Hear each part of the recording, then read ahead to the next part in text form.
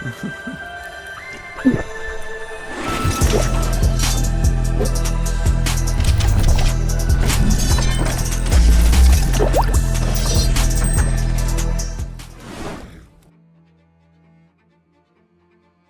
stuff looks nice. Good.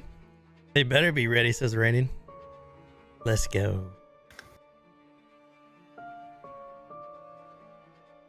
Hey, Rain, let me know if the music's too soft or too loud you're in. I try to import tracks without having them at full blast, so they might be like a little lower. I appreciate that, because those get so loud when you put them in the first time. Yeah. You're splitting. Okay. So this is a continuation of Living Erenel Season 1 that we moved over to campaigns. So this intro into this Session 1 for Primal Rising is a little bit longer, as we kind of let everyone know what's been going on for a couple episodes. But this is still a episode 1. This is still Session 1. This campaign is going to be every Tuesday at this time until it ends. We got a nice weekly campaign to kick it off. The Erenel Multiverse. So we begin with the Oyudanyi Jungles are rife with crumbling ruins and ziggurats of the era of the Architect, now lost after the Great Sacrifice. One ancient relic has inspired the imagination of the most well-versed explorers, the lost city of Yolozoth. The explorer responsible for this finding is none other than Sasha Thorn. During her escapades, Sasha Thorn has discovered and possibly reawakened an ancient race birthed from the blood of the primal deity Bidoma, the Great Serpent. These serpent-folk are known as the Satzel. They're the first known account of a sentient being created by a primal deity without the help of the architect Almadune, the creator god of Erenel. Using her celestial blood, and with the aid of Vise Erenel, the fallen elf, Bidoma the Great Serpent would create the Satzel and guide them in building a great city hidden deep within the Oyudanyi Jungles. With the coming of further centuries, the growing Satzel kingdom came into conflict with another ancient species, the Riken. War raged between these two cultures, escalating for centuries. The legend holds now that a Riken hero, Yolaz Oth, the Dawn Warrior, defeated a great Satzel demigod, casting the Satzel Empire into chaos. After the Great Sacrifice, and as the era shifted away from Era of the Architect and into the era of the Inner Flame, Bidoma the Great Serpent would realize she had been deceived by Vise Erenel, the fallen elf. She does not care about or cannot truly see the species she once created. She has forgotten about the Satzel people. You all journeyed to the Treetop Village Safe Haven, and you uncovered the following horrifying information on your adventures before this game. So you guys would know that the Satzel have awakened, but they cannot reproduce without the help of Bidoma's blood. They have been using old and fading blood that was gifted centuries prior from Bidoma. After much experimentation, the Satzel have discovered that the best way to reproduce is by using creatures that are already infected with lycanthropy. The lycanthropy, when mixed with the old blood, allows those with the strongest constitution to mutate into the Satzel. And for those that it doesn't work on, they slowly get sick and die. The Satzel have also learned that the lost city Yolozoth, named after the Riken Yolaz Oth, the Dawn Warrior, has been purposely hidden from them. They believe fresh demigod blood is stored within this lost city, and this blood would allow the Satzel to reproduce more easily. You also know that Sasha Thorn is missing, or worse, most likely at the hands of the Satzel. And that a powerful Wular demigod, the great ape Alteth, has also been imprisoned deep within the Oyudanyi Jungles in the River of Mists. Before his imprisonment at the hands of an unknown assailant, the demigod Qualteth saw how Bidoma the Great Serpent and Vise Erenel the Fallen Elf had used forbidden blood magic, and he has vowed to replace the treacherous Great Snake as the primal deity and the judgment for the afterlife.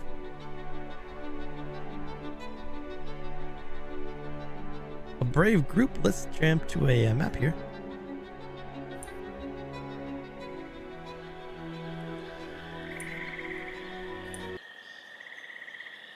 So you, brave group, have left Safe Haven, and you are traveling southwest into the River of Mist region in the Oyudanyi Jungles. You've heard rumors of a witch doctor named Wakav, which is spelled like this, who may have information on the Lost City and possibly the primal deity Qualteth.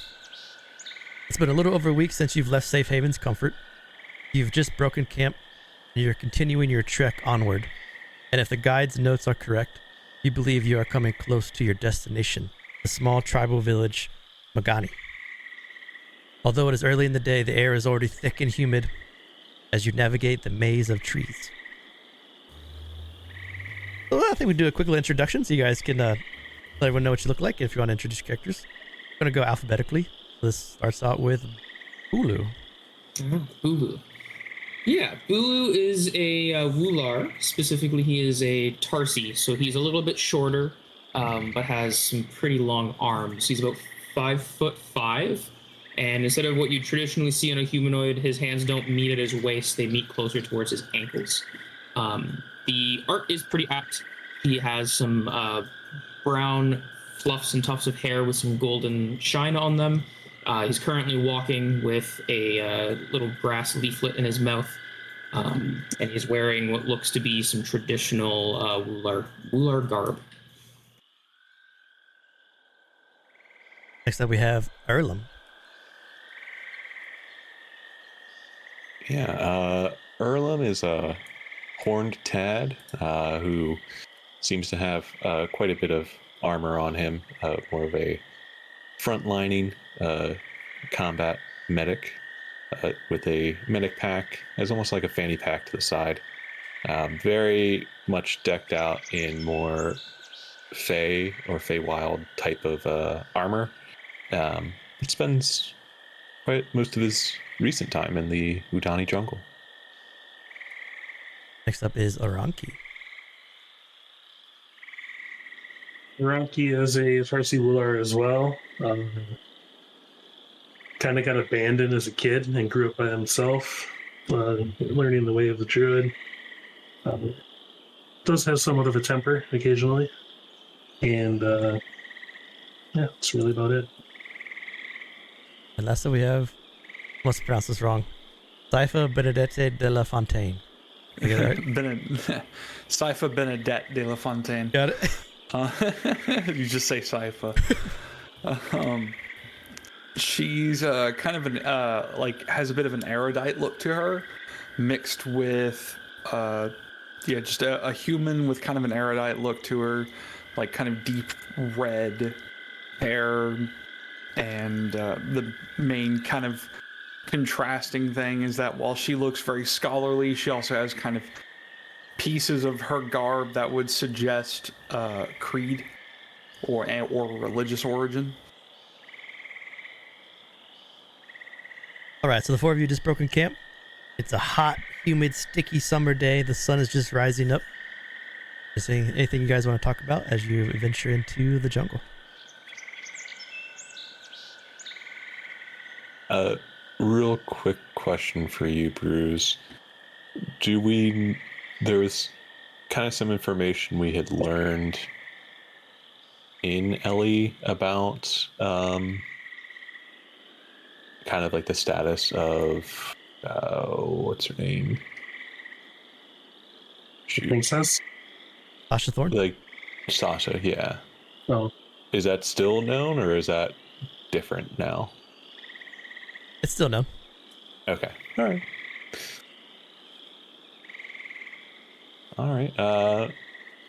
Yeah. Erlem would probably just be walking in front, heading out, and just looking back at everyone, saying, "So, you guys are new. I always ask everyone, do you guys want to go take a swim?" If I had brought such garb for something like that, I'd be more than happy to, but I'll just bear the heat for now. she says as she's like fanning herself with her hand. Yeah, that's fair. Well, I'll take that as a rain check. Hopefully we don't get any rain. Jeez. Erlem will look up. Bulu's gonna look up. Doesn't look like there's gonna be any rain. You want to hop in now, or is it just a me thing? Oh no, I'm definitely going. If I could move my token. There you go. Kind of mutter to myself. My friend Vincent said he would be something like this. Did Vincent also tell you that we should probably check the water? Because he definitely told me, and if he didn't, we were on at least an adventure or two where I probably should have. And Erlem will look into the water and check. Yep. As you're saying that, Bulu has already taken off his Wular like tunic, tossed it onto the stump next by, and is already in the middle of the air while the two of you are talking to jump into the water.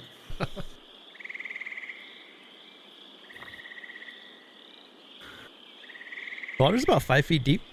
Very cool, very clear. You would notice though as you jump into the water, and Oranki, you would notice this too. So up ahead, this is jump into like a brief, slow-moving waterway. Insects are buzzing. You hear monkeys howling, but then you see a massive scaled reptile standing on 4 stout legs. It has a crown of bone crest its head. It's tipped with spikes. From its forehead to its nose is a curved horn. Its keen gaze looks at the landscape as it looks out for predators as it dips its head into the river and drinks. And as you land into the water, its tail steadies its weight as it raises its head a bit. For a brief second, Bulu, you lock eyes with the Triceratops. It sees you. It stares for a minute, and then it reaches its head back down and takes another cool drink. I'll match that by giving it a toothy grin, and I'll turn over to look, kind of like dog paddling. He's decided to like plunge up his legs, so he has to float instead of just standing in the water. I'll move over to look at Erlem. You're kind of new here, right? You're not from here. You ever touched one of those before? Oh, well, it feels like I've been here for a while, but honestly, now that I think about it, it's only been like probably just like a couple weeks. No, I haven't touched one, and I know I was supposed to like go find one of these guys, but I don't think that's the one that I'm supposed to be looking for. Looks definitely tough. Well, they can be tough if you're fighting them, but if you're just going in for a little bit of petting, if you have like a ration or something, I'm sure they wouldn't mind. If you wanna have some more fun. You're not even in the water yet. I'm supposed to be inspecting the water. What do I see in the water? Besides, is there anything beyond like what you described, 5 feet? Nothing besides the Triceratops. No, nothing jumps out to you. There is like a little film of insects that are kind of skirting along past Bulu as he's in the water with very long legs.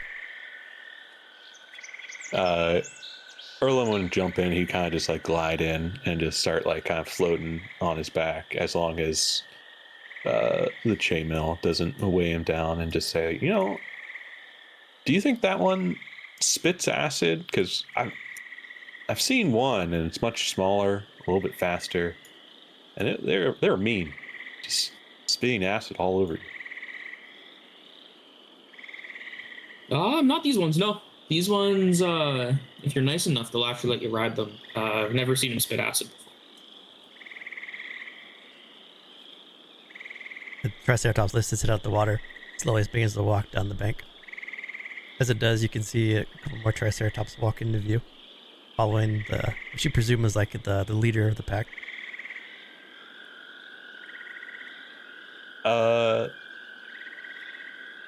Erlem is a little dumb, and a little gullible, so he will try to gauge by just like moving forward just a little bit, like what sort of movement they may make, from if it looks like an aggression, like even just holding out his hand without any food in it, just to see if they'd be interested. So as you start to get a little closer, they stop again. The two smaller triceratops start to dip their head in the water and drink. The larger one, which you presume is like the bull, takes a couple bites of this foliage in front of it. As you walk closer, it picks its head up and it turns and looks at you. And you can see the stare of its eyes. You're not sure from this point if it is friendly or not, but you can make a check to see if you want to try to get some insight. Okay. I have proficiency in animal handling, or do you want me to just take an insight check? Animal handling works. Can I? Oh, I was gonna say, can I give aid to that as he like sticks his hand out? Bulu would like grab one of the lily pads and like snap off the head from the stem and like crunch it into a ball and like bring it over to him and put it in his palm. If you have food in the hand, it actually helps, if you can believe that. Good to know. Good to know. With the 20, it doesn't seem... These triceratops don't seem hostile to you, but they also don't seem overly friendly. You think you might be able to feed it, but any wrong or quick movements might scare or cause them to defend themselves. Well, let's try this later. I feel like we definitely have more important things to do than try befriend this triceratops. But maybe when we get the Setzel thing all squared away, we can find this pact again. And Erlem will kind of make a mental note of where this pact seemed to be grazing.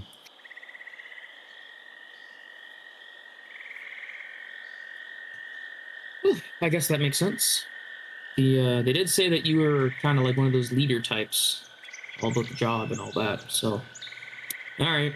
And then Bulu's just gonna like stand up, like just past his collarbone is where like the water would like rest when he stands up to his full height. He'll just lost interest in what's going on and just like walks up the water.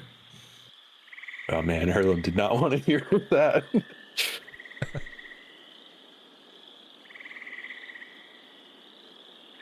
So you guys continue your journey. You're using this waterway as kind of like a guide now going to Magani, the city. You continue your travels into this thick jungle.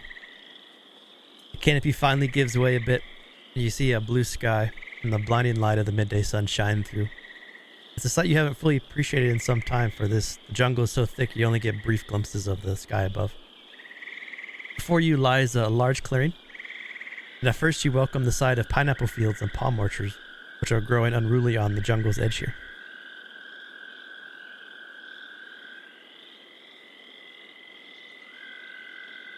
And you make this pop up.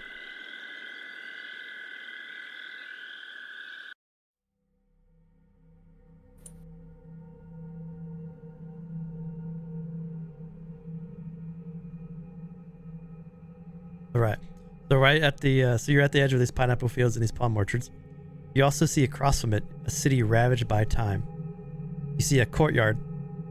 It's covered in a carpet of ankle-deep grass, surrounded by dilapidated buildings made of large bricks cut of stone. Most of these buildings are overgrown and they're falling into rubble, and you see rotted wooden furniture strewn about. Birds fill the air, taller clumps of brush.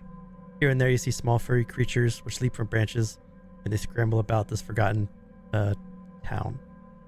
There are also snakes, an unusual number of snakes, slithering about. What kind of snakes? Like limbless, like actual snakes, or they like the humanoid ones? Like limbless, like little garter snakes, or like a little bit larger constrictor snakes. Nothing that's too big to like make you worry that they're going to attack you, but quite a bit of snakes. Bulu's gonna move over to the cart or the crates here, and he wants to see if he might be able to get a better idea of how long the village has been like this. So he's like kind of like putting his finger across the covers of the crate, seeing if there's like how much dust comes off and stuff like that. As you push the crate, there's not a whole lot of dust, but the boxes under here are wooden, and your finger goes through the box because it's so moldy and starting to dissolve. Oh, ew. All right. Well, this isn't a new thing. It's been a while since I've been on this side of the jungle. In quite some time. Have you ever been here before? No. I haven't, but it feels like I've been to these places all over this jungle. It's almost like there was like civilization in this jungle, and then like it just disappeared. All this wreckage. It's kind of crazy. I'm Also, like, do you move forward towards the central tree to kind of investigate and see if there's any information about what this town is, or like any iconography we can go off of? So as you guys step closer to the center here, the center courtyard is dominated by this very large leafless tree, top of a small hill. There seems to be markings carved into the tree, trunk of the tree. The markings appear to be in the Eidolon language, which is the language of Adoma's afterlife, spirits. But there's also markings transcribed under the language by another hand, in very broken common. In addition to this very large tree, there are 5 platforms of stone which surround the courtyard. You should be able to see each one, and should have the text under it too. Each of these stones is carved to resemble a different animal, and the text shows what the animal is carved on the statue. It's like a very flat stone, and then you see a big picture of the creature carved into the center of it. You'd have the snake, the turtle, the mosquito, the frog, and the spider.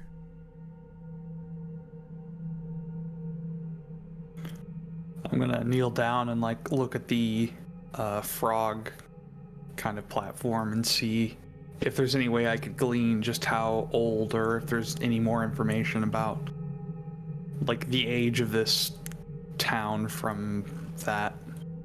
Give me an investigation. Rip.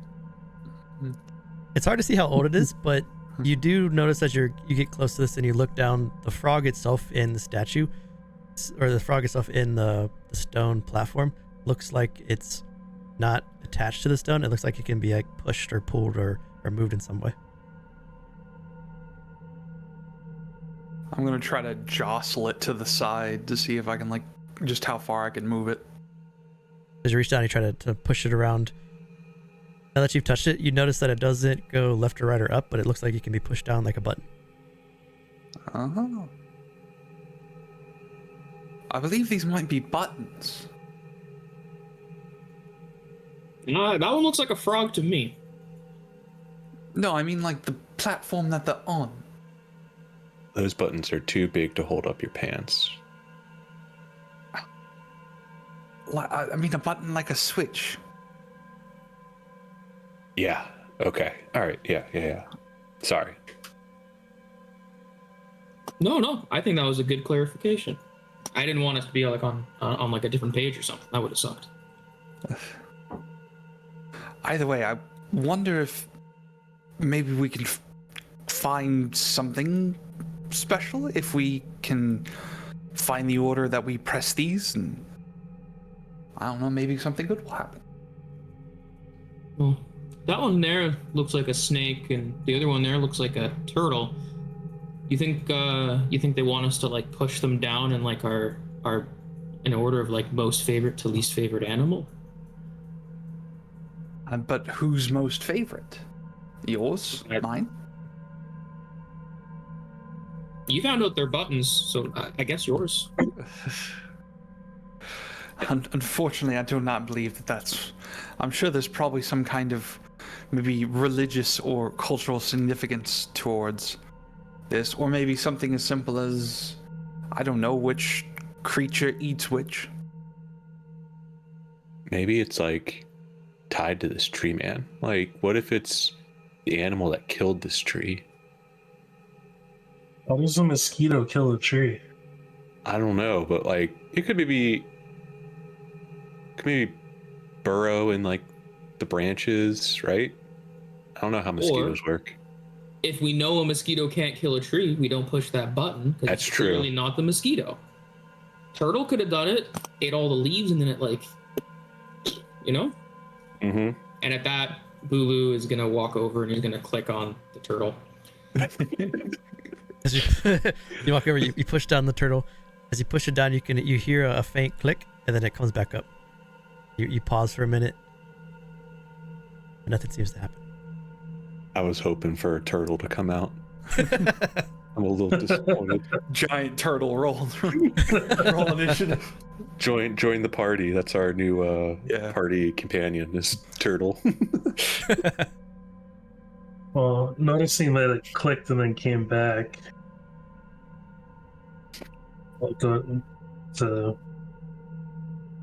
Sorry, what was her name again? Dela? You mean me? Yes, you.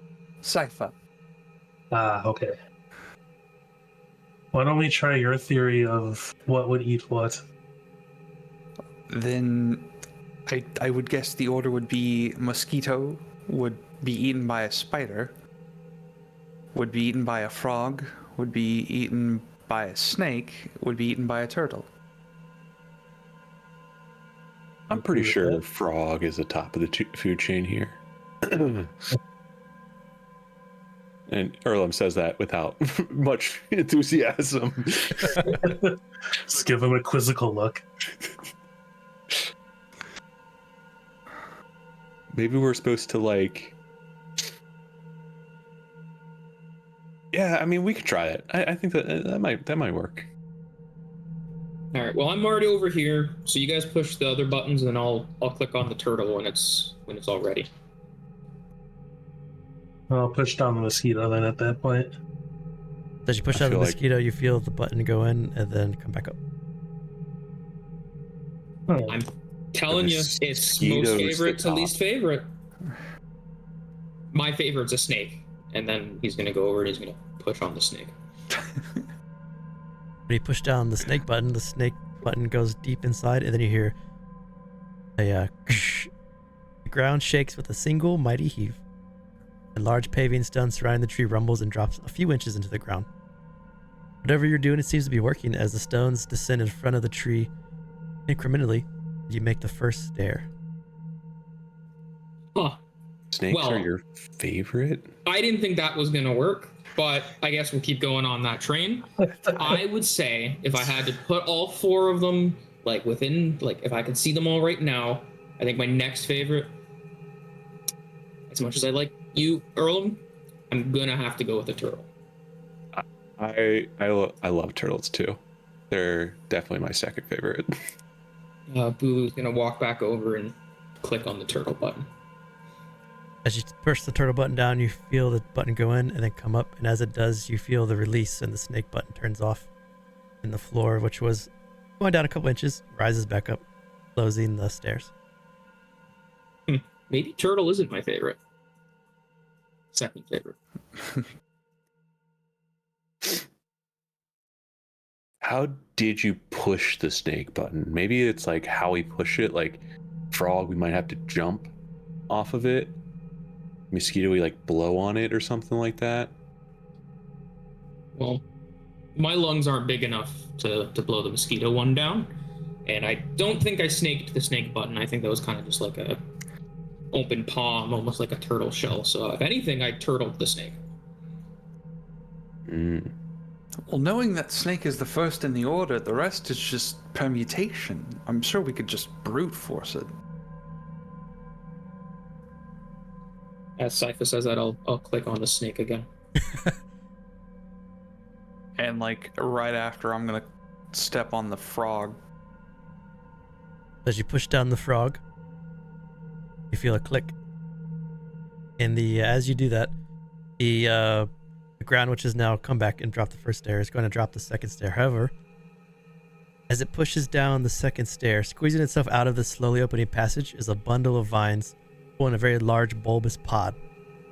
A toothy maw splits down the pod in the middle and opens, revealing a single large black rose at its center.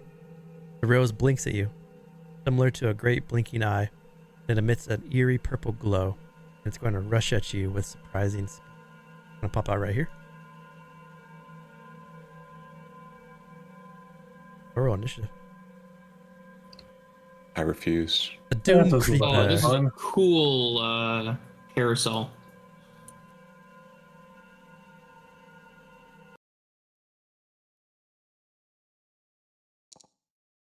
Oh, yeah, it's a new one. I had to get rid of the old carousel because my players hated it so much. Oh, really? Yeah, it just took up so much of their screen. They were just like, can we just get rid of this? You want to trade initiative order, Oranki? I can trade with alert. Same. I don't care. It's either way, whatever. All right. Just because you got more distance, so Fine. yeah, I'll go and trade with Oranki. It's a 14.4 for an 8. Hey, Erlem, you wanna trade initiative? Sure.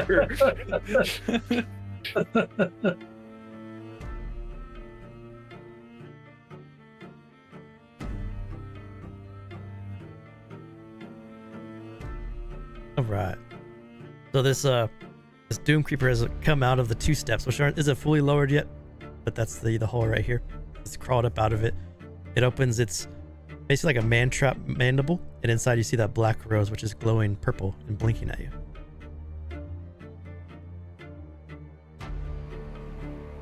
If I've learned anything about these jungles, it's probably that black rose is valuable. Let's go get it. Erlem will go up and I guess try to position himself and attack. Erlem steps on the spider thing, and it's going to push the button in. The button's going to rise up. It's going to turn off the snake and frog as he rushes up. Well, I'm doing 2 things at once. What? That was not what I wanted to do. Spoilers, now we know you're a fighter. Dang. I'll go ahead and swing. 10 misses. And I should have a second attack with that. Level 5. Level 5. Ooh. The 20 hits for 5 and a stack of bleed.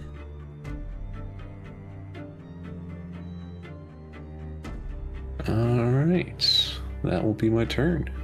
As you slice with your cutlass, you cut part of the vine on this creature, and it bleeds a very strange purplish goo. Bulu. Bulu is gonna move. Surprise, surprise. Does this count as flanking because I have a longer reach than 5 feet? It does. Hell yeah. Alright. Bulu is gonna punch a bunch.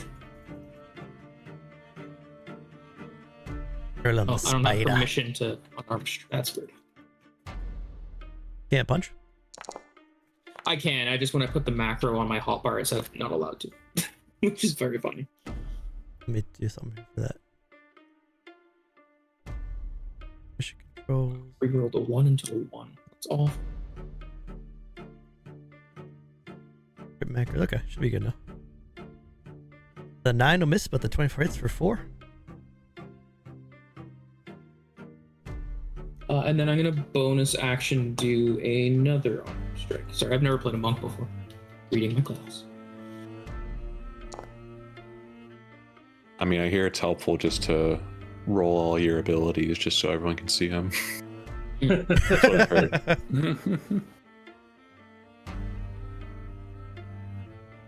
And then after that, he's gonna.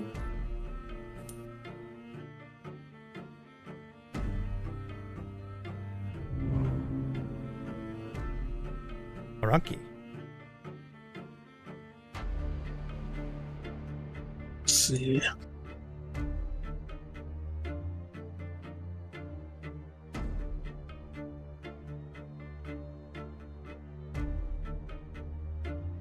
He's there.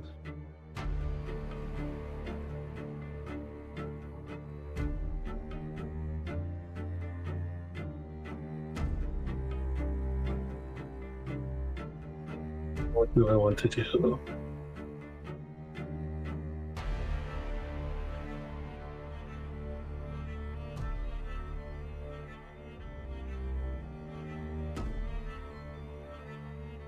Dun, dun, dun. Why not? We'll start out strong. Just because I haven't done it in print.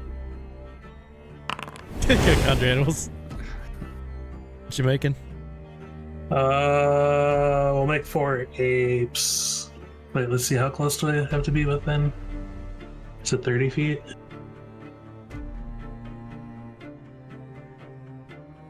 Oh, 60 feet, okay. So I just want to put them all around the Doom Creeper. Didn't know we were bringing an entire Wular troop.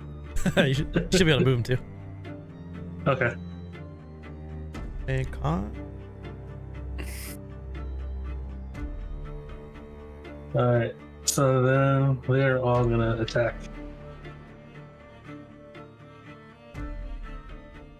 So that's 4 fists. That's it. Miss. Hit. And hit. Nice.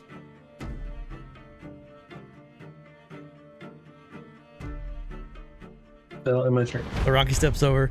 4 apes materialize in front of you, Erlem and Bulu, and then they all just start Whoa. to punch this Doom Creeper. The Doom Creeper is going to first make a Death Roses wasting as its eyes going to flare red or purple, and then it's going to fire over at Oranki.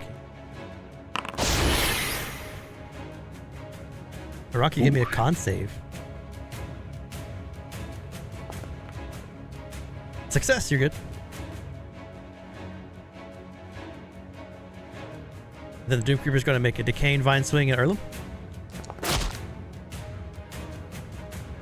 16 will miss. And then another Decaying Vine swing at the ape below it. That'll hit it. And Except then- for 18 men, or Yep, 9/9 necrotic. And then it's going to make its last Decaying Vine swing at this ape right there.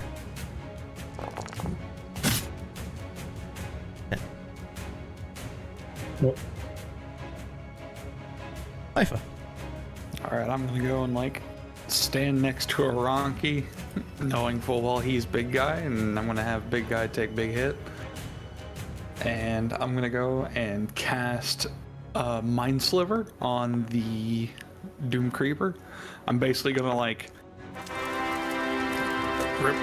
Oh, he's so bad at it saves too.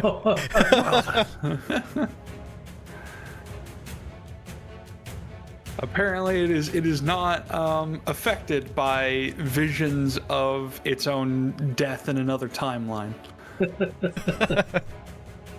it's a smart plan. No, either that or it's so dumb it doesn't understand what it's seeing. It's probably the latter. Probably, yeah. Round 2 is Erlem. All right. We go again. Miss. All right. Miss. Oof. All right.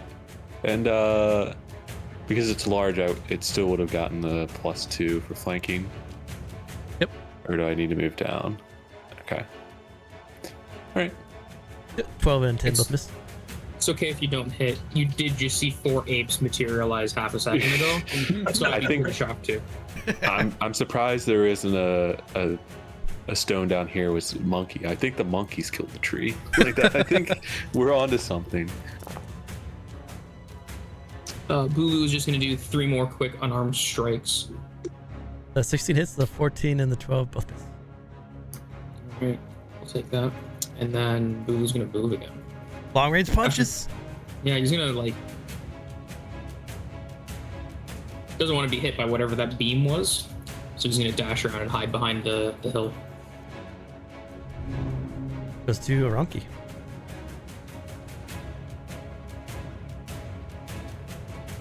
Right.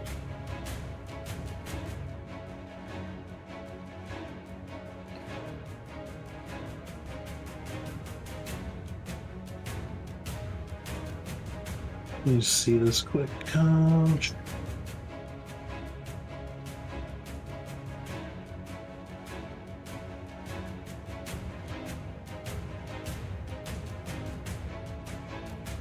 Okay, we'll do this. You like those sound effects? Those graphics pretty cool. Very nice touch. Fire spirit.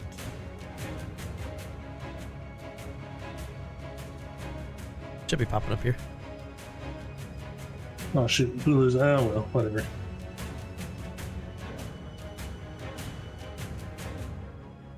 It might. You might have to check to see if it has like all of your stats onto it, but Okay, there we go. I think it should automatically attach everything to it. Yeah. I'm just trying to see, like, minimize what it hits when it appears. 'Cause it's gonna hit me. You like them sound effects, Pippin? Let's go. Alright, so 30 feet, so the Doom Creeper, like,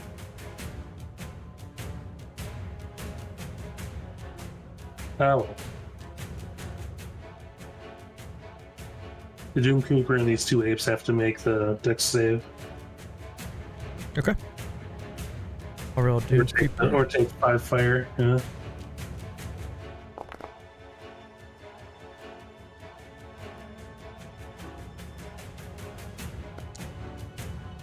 It's for monkey 1, it makes it, and then the bottom one doesn't, so it takes 5. 5 burn. You played Necromancer in Diablo 4? All your minions? No. I play the class that nobody wants to play. Alright. 4 fist attacks. Hit. 10 miss. 11 miss. We got 7. Okay. Got it. Getting pummeled. Alright. And my turn.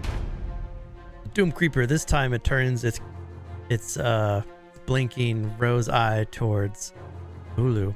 It's gonna make a slowing death rose. Bulu, make a wisdom save or you get the slowed condition. Success, you're good. Bulu's ready.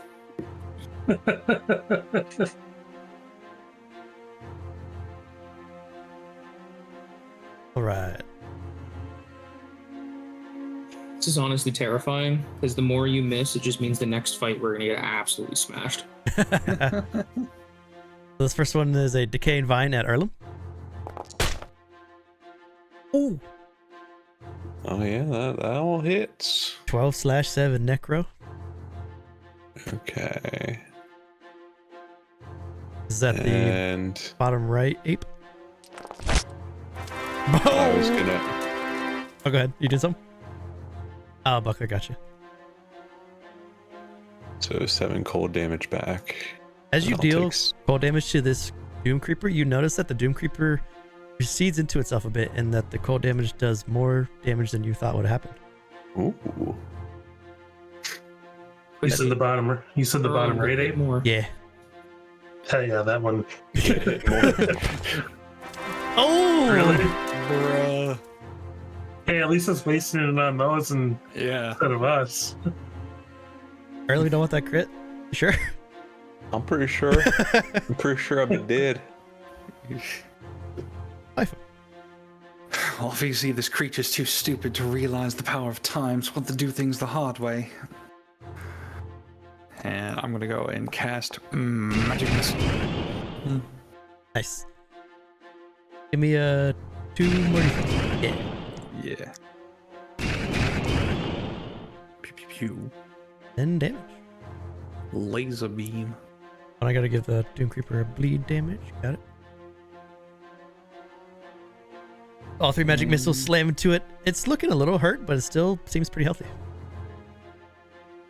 Alrighty, I think that's it. All right, we go again. Oh, Cool. hey, there you All right, Yeah, for minimum. go. that is optimal gameplay. 2 stacks of bleed. Bulu on top of the hill now is gonna reach around and hit 3 more times. Hopefully. Oh, I see crit. Hell yeah. 13 misses, but the next 2 hits solid for 20. Got it. Your hands as you pull them back are all covered in just that purple gunk. It looks like Grimace Shake from McDonald's. Oh no.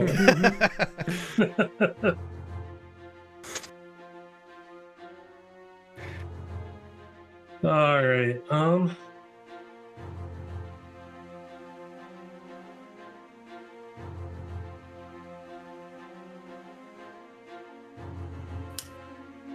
Yeah, so we'll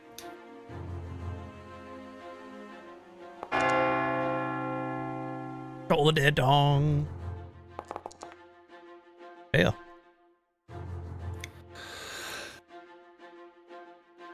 Give me 2d12. I think I rolled 2d8s for you. yeah.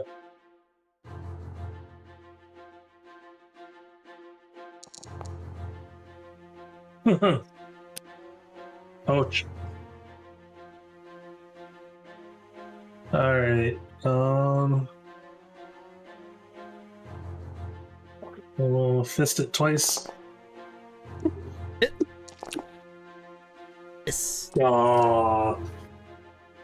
And then bonus action, call my wildfire spirit. This is the new Erenel campaign stuff. There is no bits for advantage anymore. You don't get all that freezing stuff anymore. That's all with the cards. Yep. Should make fights a little harder. We'll have the wildfire spirit attack it then. Quick, somebody start opening loot boxes. 27 hits for 8 fire. As your flame seed hits this Doom Creeper, it does the damage. But you're kind of confused that it doesn't take more damage as it's a plant. It doesn't seem to be vulnerable to the fire. But still does full 8 damage. Okay, that's my turn then. The Doom Creeper. Going to turn its black rose eye towards Saipha. Make a Death Rose Wasting Petal.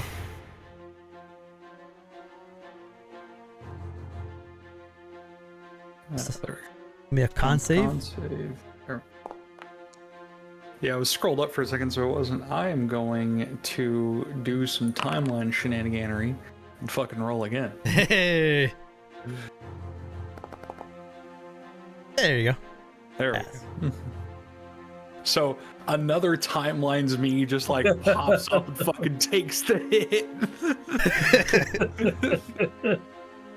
If I was like, hey, what you guys doing? Blah! It disappears. Yeah.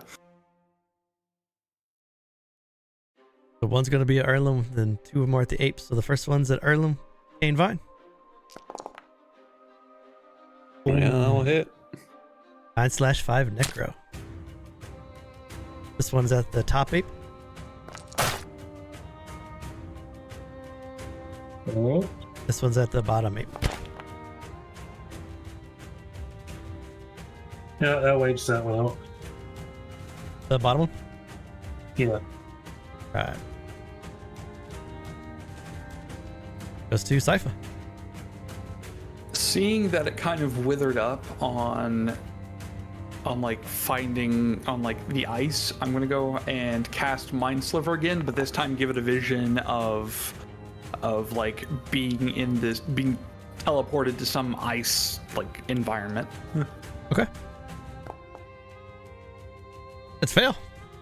Let's go. Takes the 11 damage.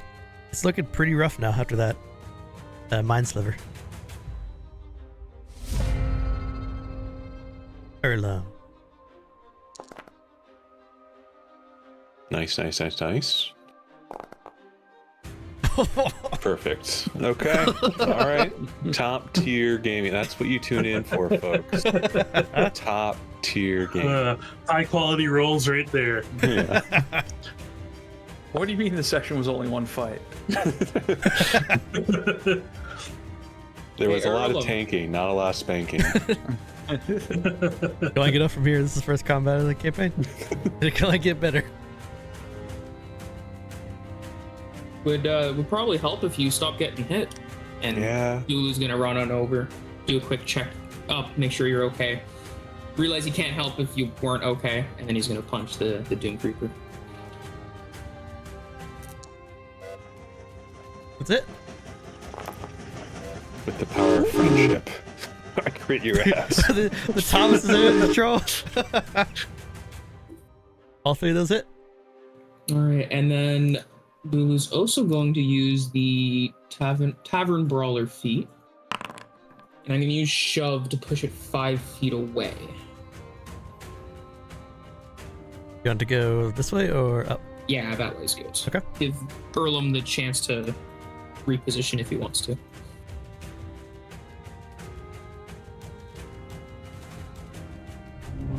Oranki. Oh.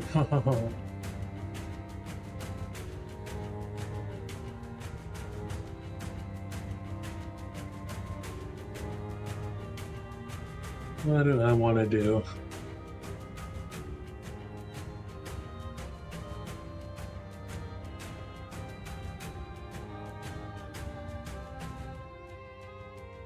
You want to walk up next to this thing and end your turn. Something tells me no.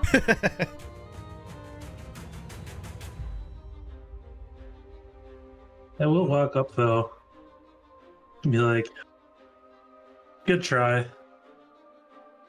I get patronized by everyone. Everyone thinks I'm cool.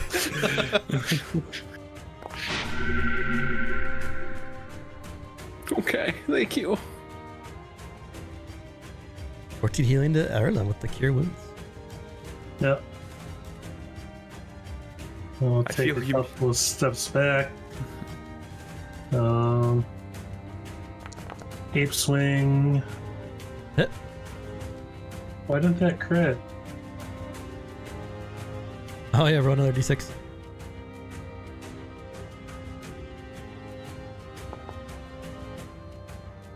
Two.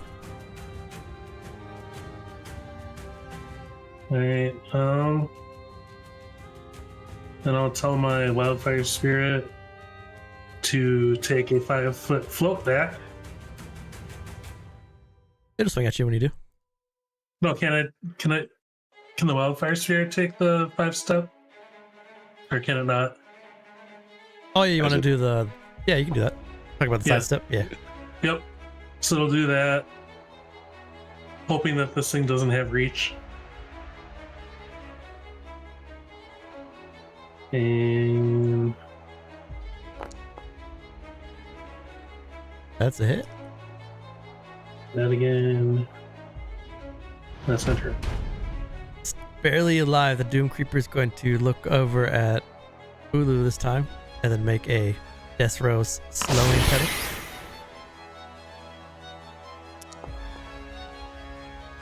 Ooh, let's go. Success. It has a Decaying Vine Swing at the 8 first. Oh, it did. Decaying Vine Swing at Erlem. That'll miss. And the second one at Erlem. That one will miss. It's going to move there. Saipha. Visions of ice, motherfucker. Ooh, max roll on the damage. Ooh. Well, Saipha, 12 psychic damage. How do you want to kill the Doom Creeper? I want it to just kind of like inexplicably shrivel in response as if it thinks it's being frozen when all it's doing is just reacting to the stimuli of like the vision. And with that, it dies, leaving you all still standing in this destroyed village. Let's say for the time being.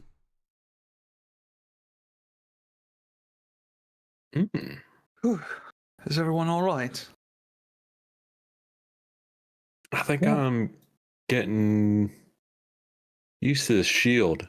It's really throwing off my sword arm, and like Erlem will shake off a little frostbite, like creeping up his arm from the frozen shield. That's why I just stick to magic. It's far more civilized. While they're talking, Bulu walks over to the slightly molding hay and starts washing the creeper goop off his hands. As you're washing it, you notice that there is writing on the tree. No, there's not. It's been there for all time. Oh, yeah. I kept on walking up to say like, "Oh, can I read it?" And then we were like, "Well, let's try this." So like, all right, let's go. Well, I talked about the description, and I did say there's writing. I was like wondering if I did or not. Yeah. Well, Bulu's like really used to whenever he washes his hands in his village, he like looks up at himself in like the tiny little like silver mirror that they've found. So that's how he ends up noticing the writing. It's purely from built-in like automation of just doing basic actions. What does it say? So there's two writings. One is the markings at the top are written in Eidolon, which is the Adoma's language, the spiritual language of like ghosts. But it's been transcribed under it. So there's 5 lines. Then each line is in this order. And it says this. Okay, does that cut it off? That gets cut off. Yeah, it gets cut off. It shows up in the chat on the right. Oh no, it cuts off. No, it gets cut off there too. Oh shit! Oh, A shit! Oh, there's a Triceratops. Triceratops. Triceratops. This is the first line. This is the second line. The third line has been scratched and is ineligible with the transcription. Only the Eidolon is still there. This is the 4th line, and this is the 5th line. I do like the next line that we technically need is the one that we can't find, and we just found the other 2 by pure happenstance. Right. Hey, Saipha, you said you're good with stuff, right? Do you You read books. I read those. Hey, I nerds read a lot of books. there's some stuff on the over here. Oh, what's it say? And I go and I read the. This would have made things so much easier. Well, you're welcome. You can thank my mom for that. Thank Bulu's mother, I guess. So the order would be snake, frog, turtle, spider, and then mosquito. As you say, spider. Like Erlem's like, oh, yeah. I bled a little bit on there. Is there anything on the Doom Creeper? Anything that can be salvaged? Anything that could be cultivated? It looks like most of the creature now has been pretty destroyed from the attacks, but it looks like the large black rose, which is the eye, that looks like it can be removed with some nimble cutting. Keep it intact. Little herbalism. Yeah, it works. Do I even have? Yeah, I do have an herbalism kit. Survival, or what sort of check would? D20 plus prof plus your choice of dex, wiz, or int. It'll be, I think, plus D20 plus 3 plus your... It's a +1 or a +0, so D20.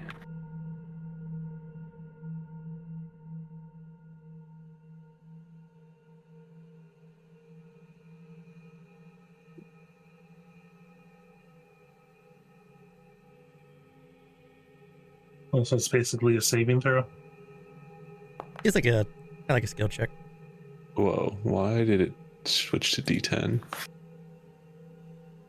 D20 plus 4, basically.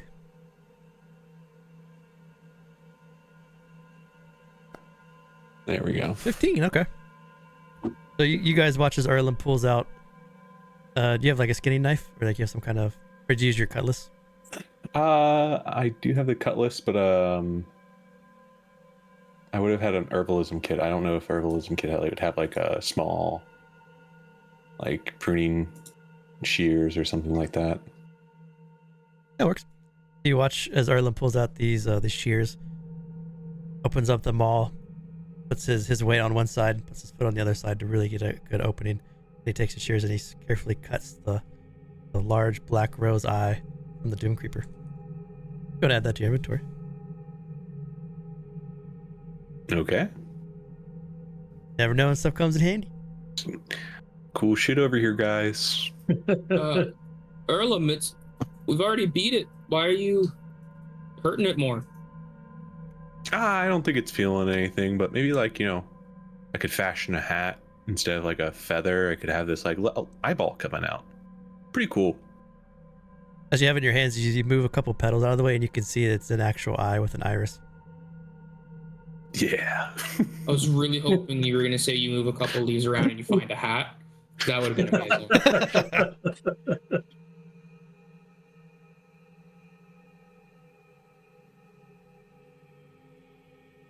Right. Well, if we're done here, we can solve the puzzle now.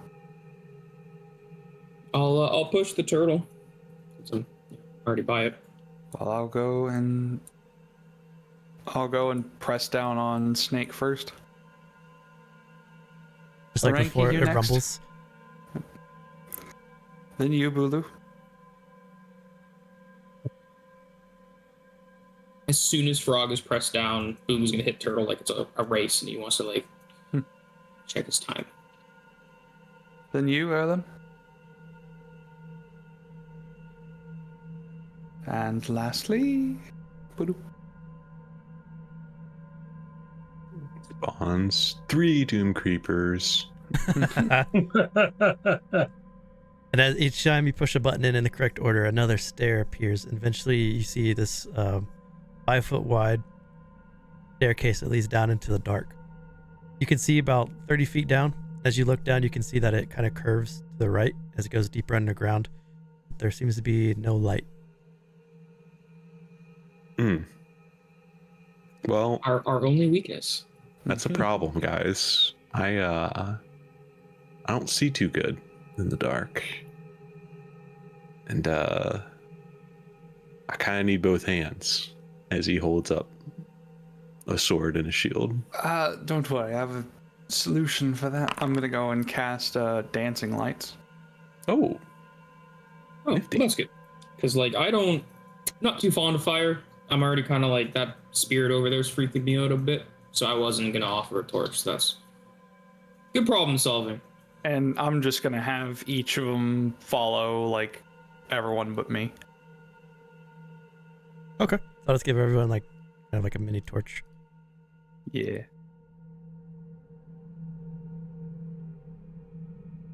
The one for I'll say no, that's all right. And then touch my forehead. ooh. Ooh. Oranki reveals his trap card. He just got played. Through your cantrip, I want my 2nd level spell slot used. If he wants to go and flex, fine, whatever. I'll go and keep the 3rd one for me. Oh. I'll take 2 if you don't want it. Finally made a macro where I can just click on you guys and switch dark vision on enough. Finally did something smart. Alright, so I'm gonna put you guys under the ground real quick, make sure everyone can see. I can see. I can fight. Oh, Gotta give Saipha concentration for the dancing. Ooh, that's gonna be fun. it's fine. Just stay in the front and everything will be okay. You do have the shield. That makes sense. Yeah. But as you guys you follow the now open stairs down into this underground chasm. To your north, a few steps up, it opens into what looks like has once been a worker's little campsite there. As you peer over, you can see masonry tools, shovels, picks, all strewn about, all covered in cobwebs. To your south, the chamber is going to continue. The height is about 7 feet above you, as the air is very heavy. It's filled with choking dust. No one's been down this area for very long. It's been a very long time since anyone's been down here. Each time you take a step too, you can see the dust come up off the ground. If you guys, Gonna be. if you guys want, we can do the sorry. quick break now. Since you're just going down, might be good to not break it halfway in between, I think. Sounds good to me. Okay. A quick little 5-minute Sure. break, come back and keep it going. Be right back.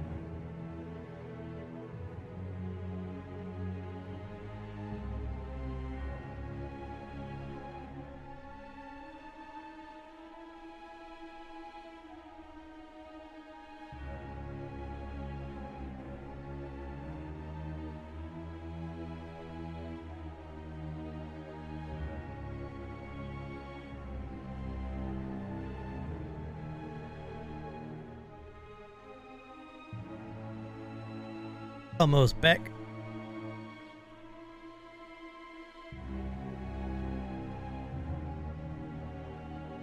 Guess what I'm drinking? I'll give you a hint. It's healthy. Whiskey. Water. Hibiscus tea.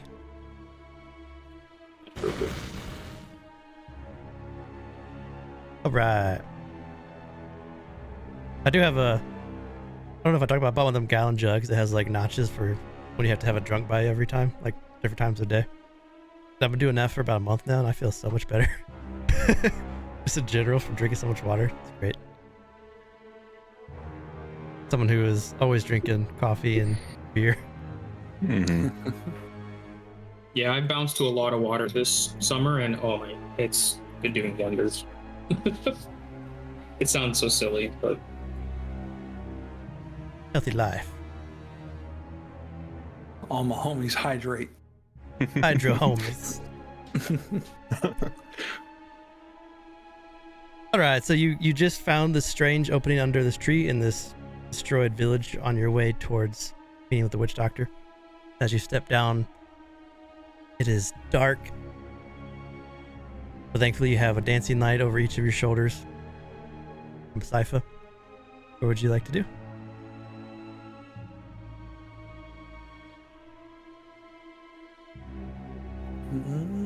Have any of you heard of the Adventurer's Code? When you enter a cave or a dungeon, you follow the curved path. Always leads you to where you need to go. Is it because it goes around? Yeah, can never get lost. I've never heard of that, but you seem to be pretty knowledgeable about this area. I suppose that logic is technically true. So this is kind of curving, and this is also curving. Which curve do we go with? The curve that goes back upstairs. If we go to the up curve, it'll lead just into that room. I like that. You are right. So as you walk in here again, you see the masonry tools, shovels, pickaxes all strewn about. Everything's covered in cobwebs. Looks like a workers' campsite from long ago. Do the tools look Lular made? It's hard to tell what kind of origin it would be from. They are made from materials around the jungle. Before we go any further, I just wanted to clarify. We came to this village to look for people, and there's, right? Am I wrong on that? Yeah, there's a doctor that might help us. Not really the doctor I'm too familiar with. A witch doctor. Have you guys ever talked to anyone in that type of field or art? Or I don't know. I've spoken to witches and I've spoken to doctors, but never both. Yeah, I'm kind of out of my element here. Most I've done is talk to Terramul elementalists, but don't think those are doctors. So. What about you, Oranki?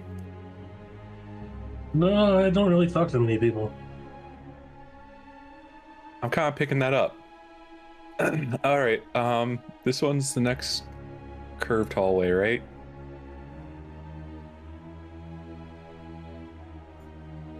Looks like it. So, like, did they say it was only going to be a doctor? Because I thought there'd be a whole town, and I mean, there is a town, but there's like no one in it, and that's kind of weird to me. Are any of you guys weirded out? Yeah. Well, is this the town that we're supposed to meet them at? I assumed so. Erlem here didn't say no. Yeah, I think I just was too smitten by a platform puzzle that I didn't really stop to think about if we're supposed to be here.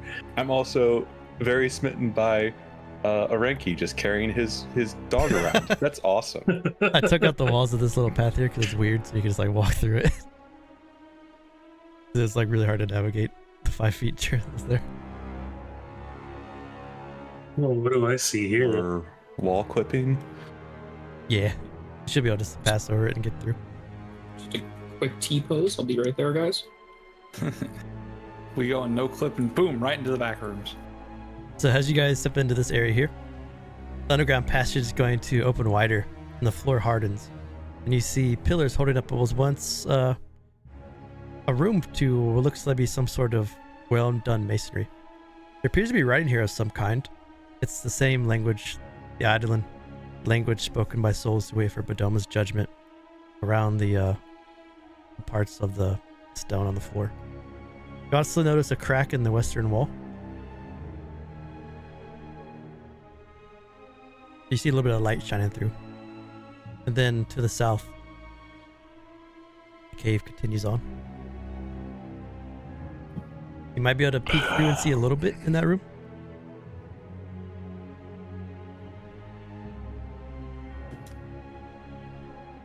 What are those bad boys? See. So as you peek into this little crack in the wall, you see it's a very large room. You see tribal warriors are lying about, but their bodies are drained of life essence. They look like almost like decaying fruit. And you also see something very unnerving. All that stuff that's right here is very long, shedded snakeskin. Mm-hmm.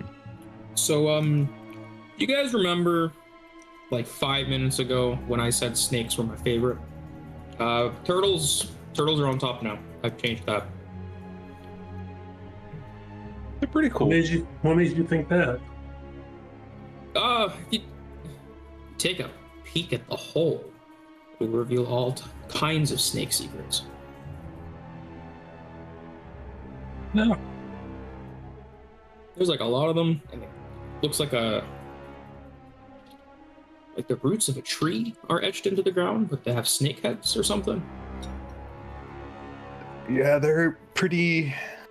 The Satzels are very nasty. They can be quite dangerous. I would not suggest crossing any. Is this wall seem like it could be possibly broken down? It does look like you could chisel through it. It'll take you a little bit of time, but maybe a good hour or so you could probably get through. I'm interested in why there's a light source. You guys want to investigate or continue heading out? I suppose we can see if maybe there's another way around that wouldn't require digging. Okay. Unless you I want like- to stay here. I mean, I'm just going to be sitting here watching you for the next hour. Well, it looks like it's either dig or swim. So Oranki, as you come to this underground little pool of water here, it's a very small pool. Looks to be for you to go up to your waist, about 3 feet deep or so. Yo, guys, this is my turn to shine. I'd like to inspect the water before I jump in.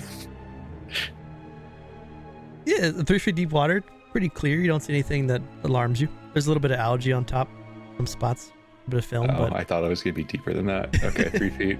Yeah, I jump in. I saw a little bit more of inside that room and got distracted by that, and I thought I heard 30 feet, and I'm like, oh, what's at the bottom of this water? Well, I've already gotten wet today, so I'm gonna avoid this. How climbable are these walls? Like, are they like sheer smooth, or are they a little bit more granular? they're pretty granular. You could grab on some footing and jump over.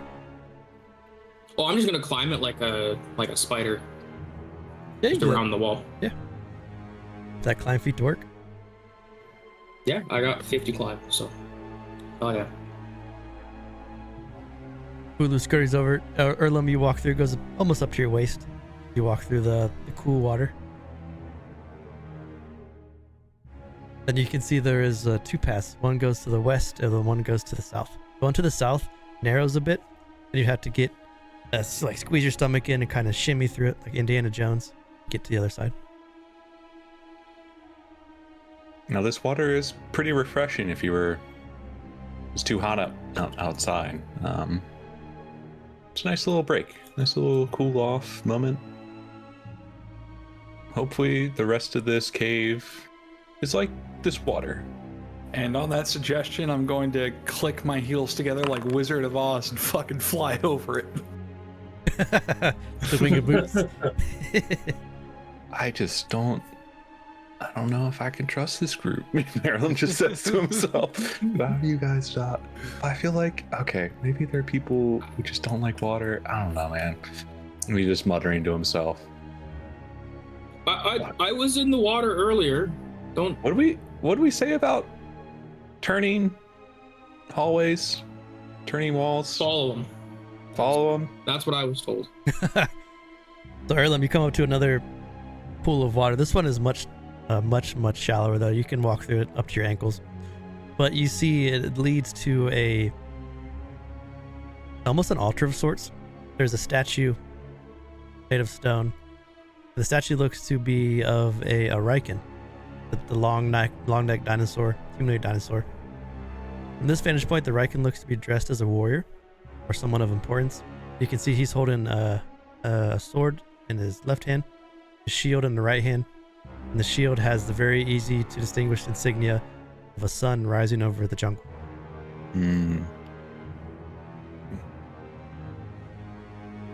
Erlem will just stand there with his hands on his hips, just appreciating a good fighter and good art. And he'll point and say, good art.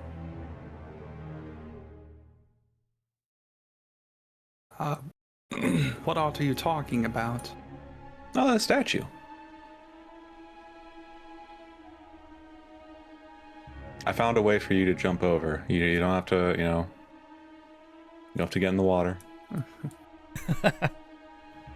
Purely despite Erlem booze and walk through the water.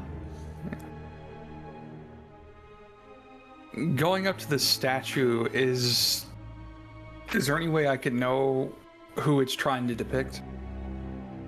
Make a history check. Kind of a high DC, but 15. So a couple things will stick out as you walk closer. You already have a pretty good knowledge of the area from reading Sasha Thorne's journal entries and kind of knowing what's going on here. You think this depicts Yolaz Oth, Dawn Warrior, based on the insignia on the shield, the rising sun. And you also see a couple things stick out as you get closer. One is there are two braziers on both sides. Both are not lit, but they have wood inside, and the wood is not damp or dilapidated in any way. And then two is the statue looks defaced. You see there's hundreds of bite marks across the statue, on its arms, on its neck, on its legs. I take it back. That's not good. That's not good art. Someone messed it up. That's not cool. I'm more interested in the braziers. They have wood in them that is not old and rotten. Are you cold down here?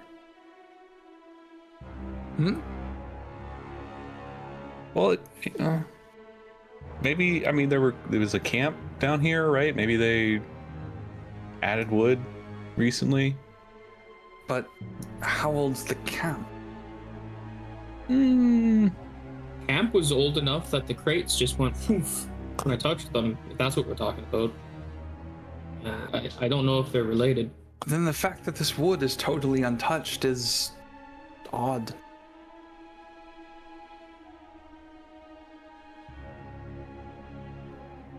Like I said, I'm not too fine. I don't like fire, so I'm gonna just, if you're doing stuff with the wood, I'm gonna be over here. I'm gonna go to this brazier, and I'm gonna go and use my tinderbox to try to light it. Yeah. So you spark it. The brazier catches light, and the light starts to roar in the temple here. As it does, Bulu, give me a wisdom saving throw.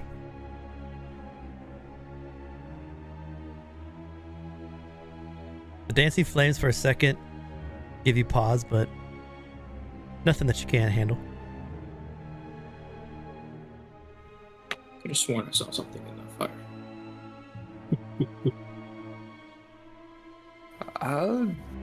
I'm gonna go and then light this one.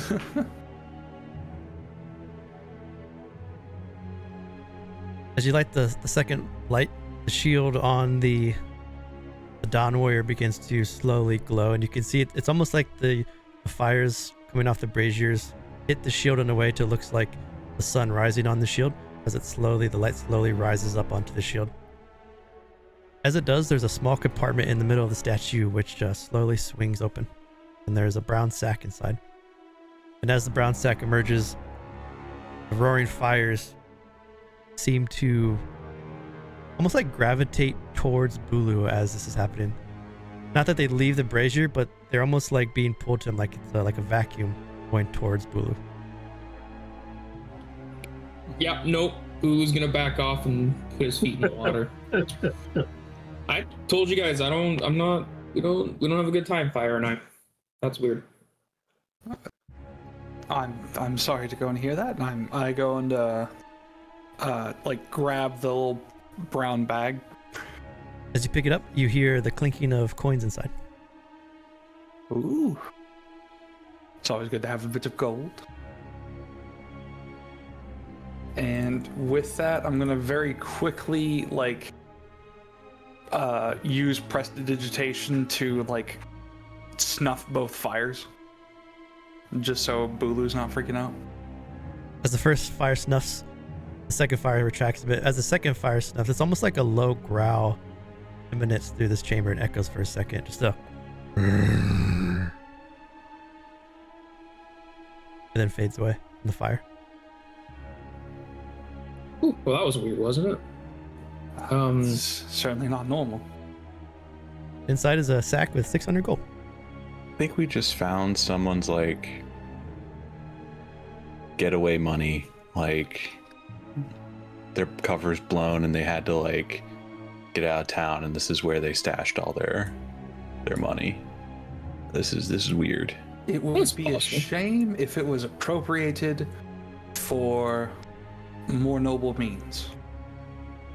And by that I give everyone, I dish out evenly 150 gold to everyone.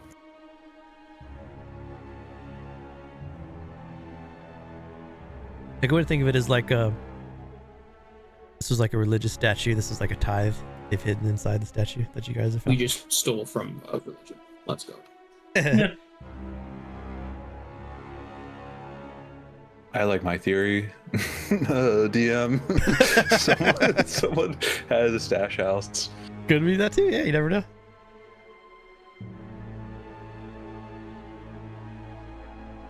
As you go south, the chamber squeezes through a bit, but then widens again, making it a little bit easier to walk. Oh, you found your way, Erlem. I was worried that you were to take the curve and go the wrong way. Honestly, that's always in the back of my head, and I literally almost left you guys. But then I realized I've been in this pool before, and I was like, shit, I gotta go back.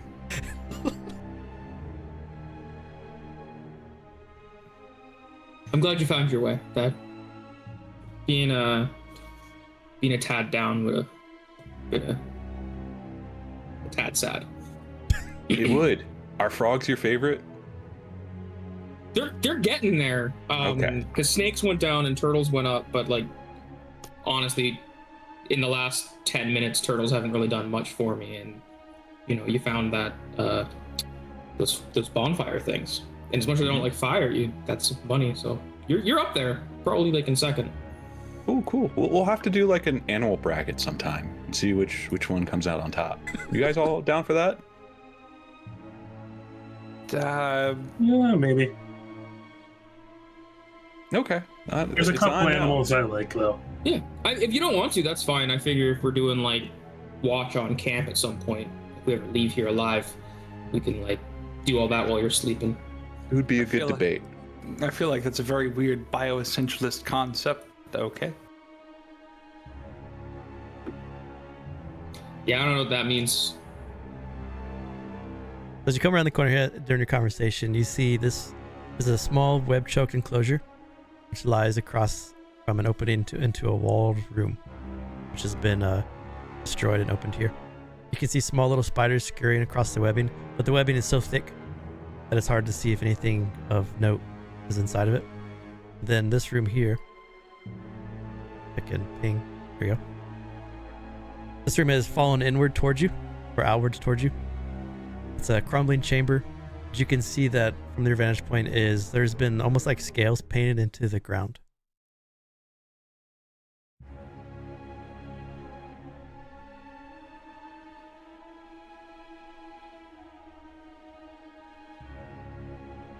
Getting in a little deeper now, you can see there's a cobra's head made of stone and painted green that sits above an altar. The altar has inlays. The inlay is of a humanoid figure, like someone could lay in it if they wanted to. But the inlay, though, as you get a little closer and look at it, the inlay is covered with these very small fang-like daggers which situate up. So if you were to lay in it, you would get pierced and punctured by dozens and dozens of daggers, which you assume is some sort of way to bleed a humanoid creature.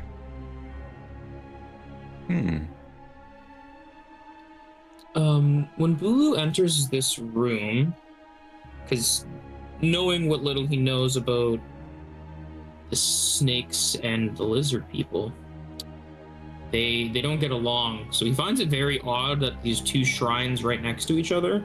Does one of them look like it's like not supposed to be in a room and it's been placed afterwards?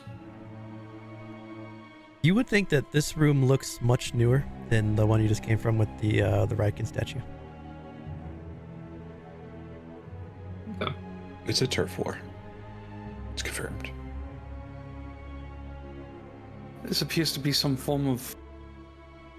used for some form of sacrificial ritual?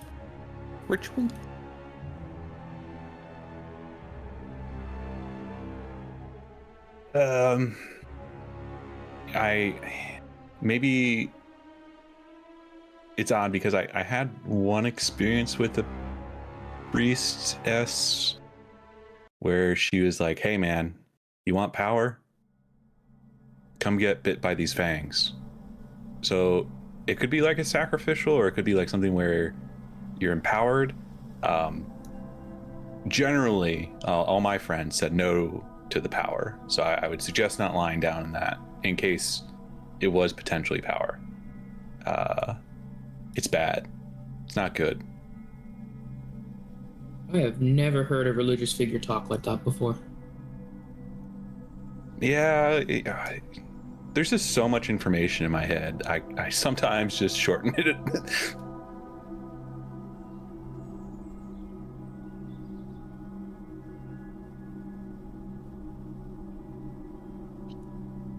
Saipha, you're quiet. What are you thinking about there?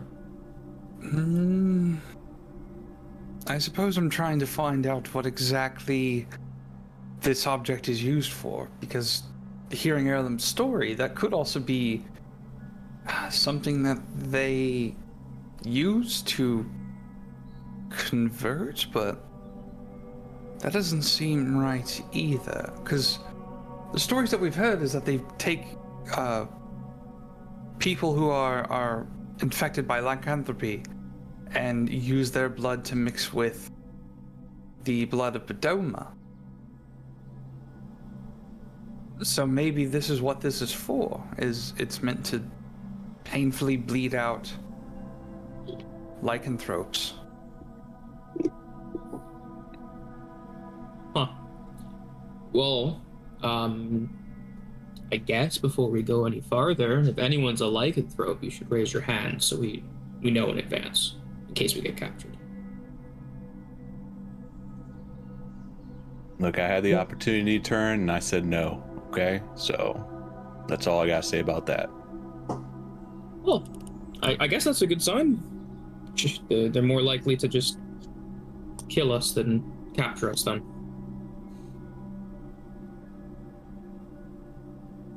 Does anyone have a hammer?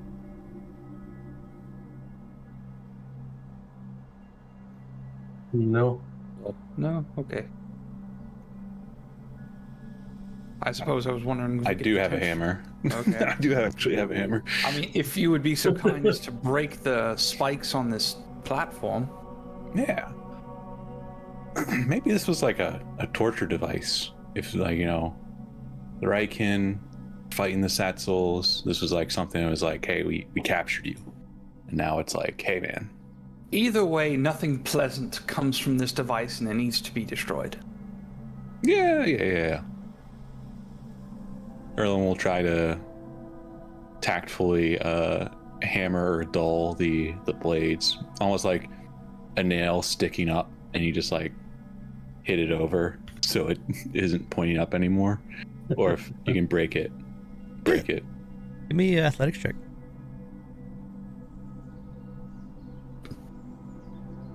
This is mainly to see how. Okay. So you see Erlem pulls it back, comes down, and hits it, and the first bang that he hits is barely moves a little bit to the left. Oh man, this is some very intricate work. He looks back and he's like, let me try again. You can take 10, and you can easily do it if you want to take 10 minutes and then smash them all. Sure, I'll take 10 minutes. We'll see. What do you guys say during this 10 minutes? So as Erlem smashes the fangs to the side and down, you start to chip away enough of this, you can kind of see that the inlay here kind of funnels to the center, and you can see that it has like a little part under the stone slab which collects as the blood. It'll take a lot more smashing to get to that bottom part, but you can see now that it drains down. It would drain down into like under this altar, kind of like Blade 1, where he's getting squished and it drains, like the vampire blood drains into that funnel. Mm. You know, you're really dating yourself by probably quoting that. Good movie, Kay. all the Zoomers in chat are like, what?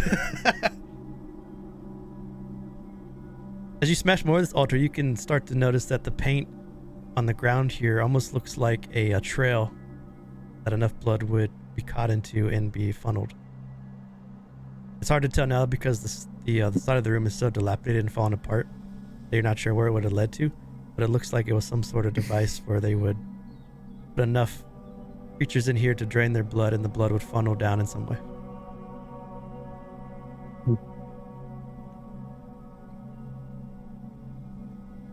Who's gonna stop. Yeah, my theory that this is absolutely some form of use for bleeding is entirely true. Man, this witch doctor's fucked to the head. Vel buying 15 packs of cards. Is that what I saw there? Got some buff cards, dude. Appreciate it, man. Good lord. Hell yeah. Or is he just opened the cards and that's what it did that?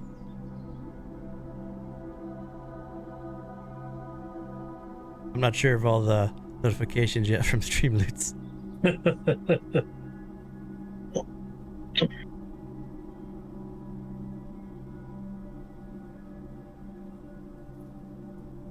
You know, Erlem, I really don't think the witch doctor's here, because that would mean that they were stuck under that creeper and like that thing closed, you know. Yeah, we're probably in the wrong city thinking about it. You know, I got directions from Gabi, and now that I think about it, that was the wrong idea. Who's Gabi? I don't. Honestly, it's best you don't know. Where do we go now if they're all straight walls? North. If you go north of this hallway. Thank you, voice in my head. the god of this world just says you go north, dumbass. North. Oh, I thought I might have like closed the wall accidentally. You're doing your curve thing. I see No, what you're doing. there's no more curves. We don't know where to don't- go. There's no curves. How long I has it don't been think since we that got down adventure here? With that 10 minutes, probably about 20 minutes. Okay. What'd you say, Chris? Oh no, that's good.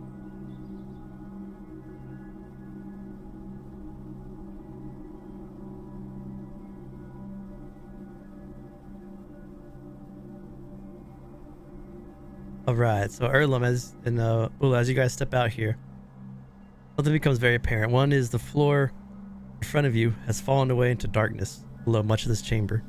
There is a single walkway, 5 feet wide, which looks somewhat safe to traverse. But as you look down where the fall would lead, it goes past your light and any kind of vision that you have. It looks like a very far drop.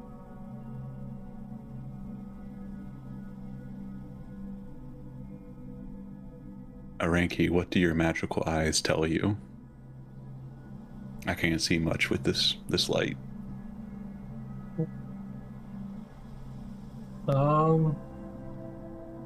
It kind of squiggles around all the way around the room and then exits to the right into something.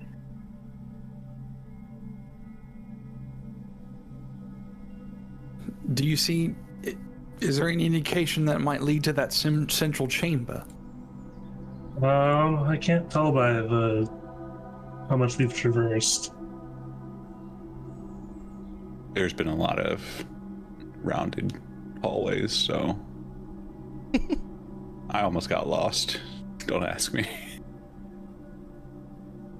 Looks like some braziers.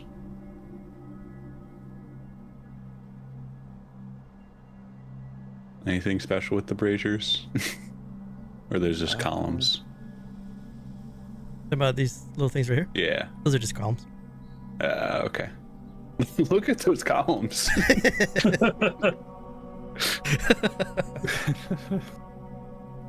Are the walls in this room smooth? Yes. Damn, my only weakness. Smooth. Okay. Well, since my wildfire spirit hovers and doesn't actually touch the ground.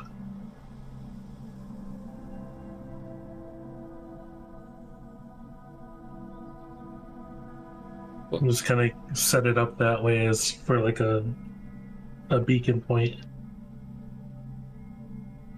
Well, Saipha knows how to fly. Why don't we just give Saipha some rope? Just get to the end, and then we can just, like, if we fall, they can catch us. I don't think I have enough strength to catch you if you were to fall. You know how to tie a knot?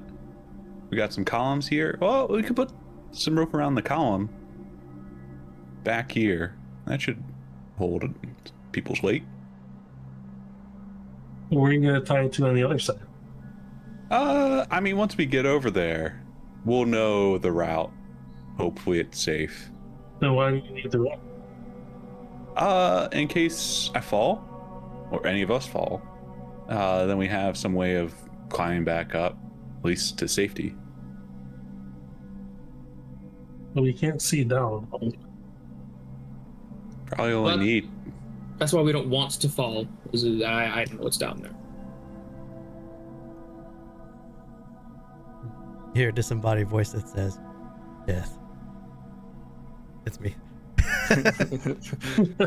Erlem, you're on fire right now. I think it's a witch doctor. I think the witch doctor's still here. My 3.5 DM is back to haunt me. I have another idea.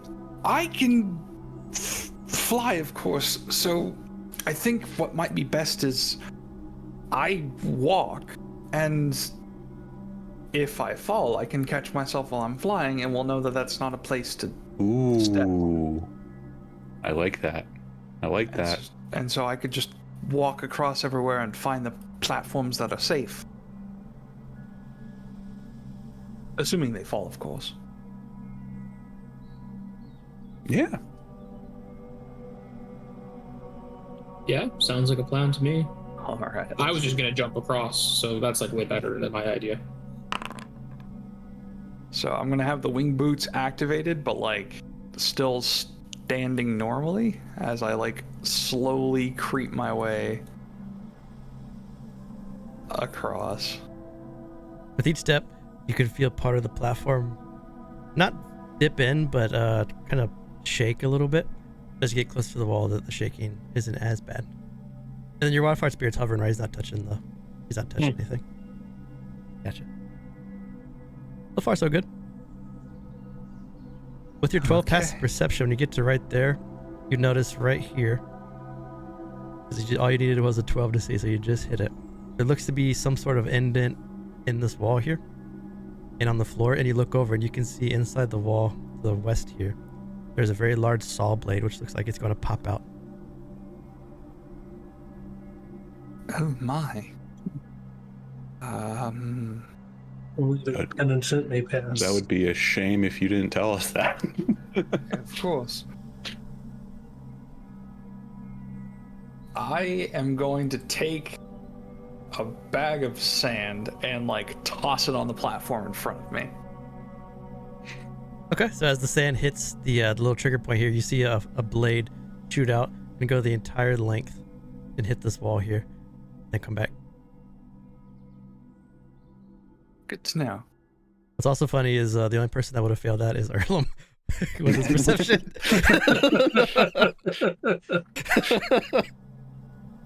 I definitely would have walked over it.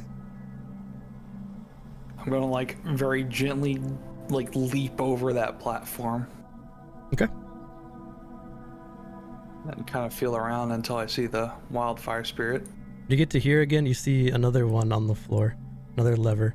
You can see there's another indent right here with the saw that looks like it's going to come out.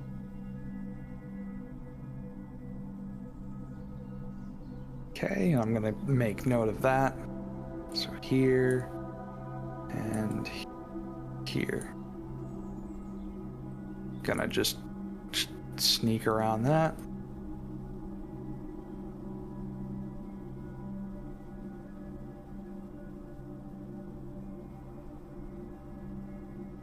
And you see one final one right there. Right here. Okay. Jump over that.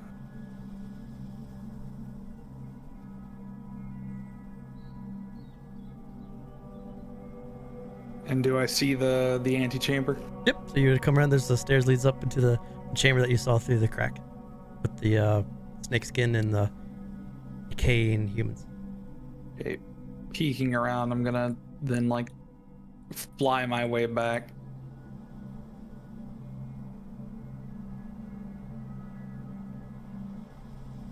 Okay, so the I would say the walkways are very, very loose.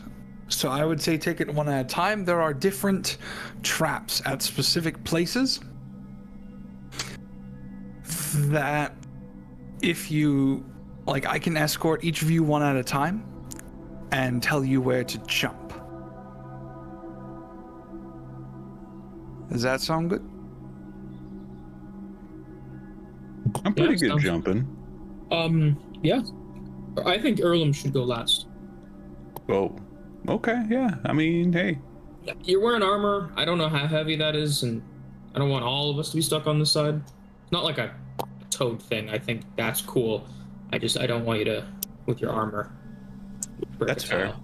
Do you think I could clear this gap? I bet I could do that. I think you could. I'm asking the group. I'm asking- Well, on like a scale of like 1 to 20, how strong are you? Pretty strong. Like How agile are you? close to 20. Huh? How agile are you? Not the most agile, but he kind of slaps his quads. It's like I can jump higher than the average humanoid. Well, I think if you're almost a 20 strong, you should be able to make that jump fine. Mm.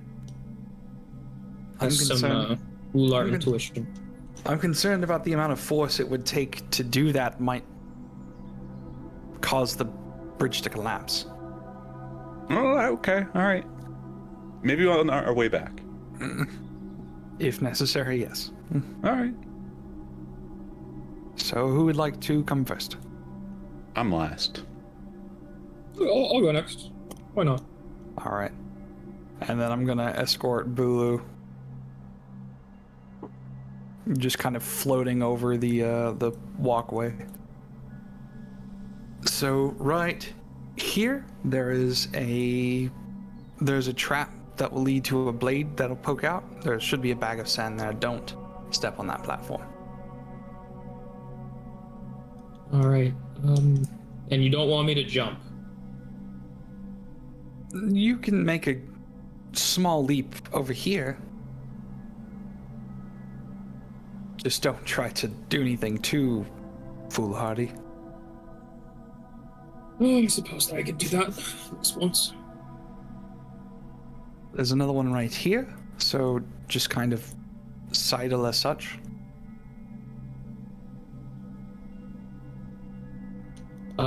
Can we move the fire thing? You can go through it. You can go past them. I don't want to go through that. Fine, he'll hover back over here. Flames. And then there's one right here. I wouldn't get too worried about Oranki. He'll warm up to it. I think he's just gonna start walking across because he knows he saw the whole thing. My boy's wicked smart. Boy's wicked Oh. smart. Oh, he watched the blade go across when she threw sand down and stop at each point. A big wisdom. That and dark vision. Oh yeah, helps too, yeah. All right. And then I'm going to go and escort Earl. Yay, Erlem did jump. I was waiting to see if he's gonna do it. And I'll do a little hop. As Erlem lands, the whole bridge kind of shakes for a second. Just, and a little bit of dust falls from the ceiling. I'm thick. Right. Do a little hop. And right here. Hop. Okay, good. We all made it. And with that, I'm going to deactivate the winged boots. As you do, you guys step into the chamber that you kind of saw before. This is a very large room. Appears to be a central chamber to a temple of some sort. You see those tribal warriors which are lying around, the blood or the bodies drained of their life essence, which makes them look shriveled and decayed. You also see the unnerving amount of snakeskin, which there's quite a bit now that you can see into the entire room. In the northern part of the room, though, you see a painted on the ground is a very large green eye. And notably, the green eye extends into golden snakes, 6 golden snakes on each side. But you don't hear anything moving in the chamber. It's pretty quiet. Dust still covers the room. The ceiling, though, is much higher than from what you came into. The ceiling almost is up 120 feet into the air, and it goes up to almost like a tipped cathedral, like a temple under the ground. Those weren't root snakes at all then. They're eyelashes. That's weird. Is there anything... Oh, go ahead. No, you go ahead. I was just gonna say if there's anything salvageable from the snake shedding. Like I don't know if there's something that could be used or valued. You look at the snake skin. It looks somewhat fresh, but you don't know of anything maybe that could be. But you could take it if you want to take some. I don't know, Oranki. Would a transparent hat with a black eye on it be any cool? I don't know. I was going to ask you if the eye looks like this eye on the floor. Erlem will pull out the eye. It does look somewhat similar, yeah. Ooh. You're Yeah, I fine. mean, it's an eye. Makes sense. I can give inspiration. I'm gonna give Oranki inspiration. There we go. I can finally gift it again. I haven't been able to in like 5 years. Hooray! Woo! Yeah, baby. I don't want to alarm you all, but there's a hole here in the wall, and there's another room on the other side. How many? What do the walls look like? Are they turning? Do they have edges? They curve a little bit. Hmm. I'm gonna step over to Bulu and see into the room. Yeah, I tricked you. We've already been in that room. It was a long way. What do you get? Got That's what you him. get for reading books. Whispers to Oranki. Nerd. Some may be book smart, but they're not world smart.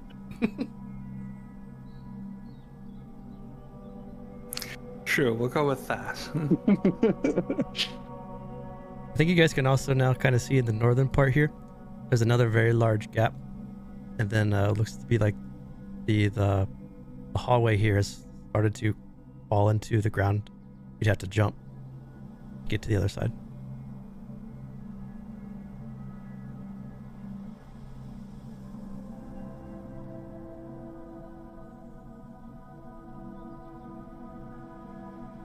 Out of curiosity, Bulu is going to step on the eyeball itself. See if that does anything. As you step onto the eye, do you like just jump on it, or do you kind of like slowly? He's put your doing. foot He's down? not like doing like a jump, but he's doing like a moving his knees and his hips to like put more weight onto the ground. He doesn't want anyone to know he's pushing it if it's a button. Okay. Yeah, you step on it. It doesn't feel like it gives at all. Now I want to jump because you asked me if I was jumping.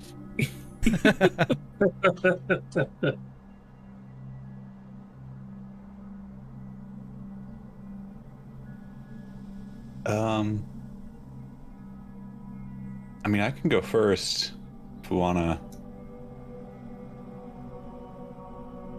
jump across. Well, you said you're good at jumping, right? Yeah, I'm pretty good. Then go for it. Okay, don't stop me. Erlem will inspect first the different platforms just to make sure does it look like it could hold his weight. Make sure it's up to code. Sure. Yeah. Did they cut any corners when they built this platform? So as you're looking at the two jumps, the first one is kind of suspect. It looks like it's crumbling. You're not 100% sure if it'll hold your weight. The second one looks much more sturdier, and then the farthest one is fine. Oh shit! I didn't mean to do that. Also, pull out your Logitech controller first. Go and see the Titanic. I kind of want to go for the 20, or like the second one, and skip the first one. Do you want me to like tie a rope if you're scared to jump?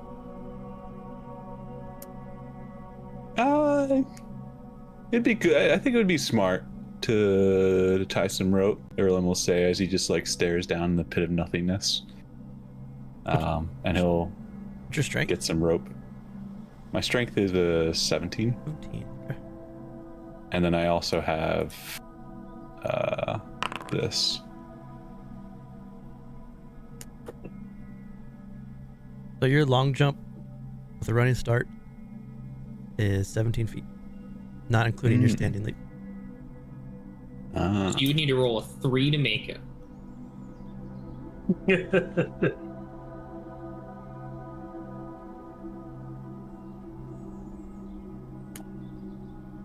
I kind of like You those got odds. I do like those odds. Would Bulu's like holding both ends of his rope in his two hands. You doing it? Yeah. What to this Erlem? That's what I use for jump stuff. Okay. All right. So Erlem will have like the rope kind of affixed to him. Do I need to like make any sort of roll for a knot or anything like that? No, you're okay. Unless you want to see how Okay. well you do. But your survival is not bad. Get a Okay. proficiency in it. And he will take a couple steps back and do a running jump. Bulu's holding the rope.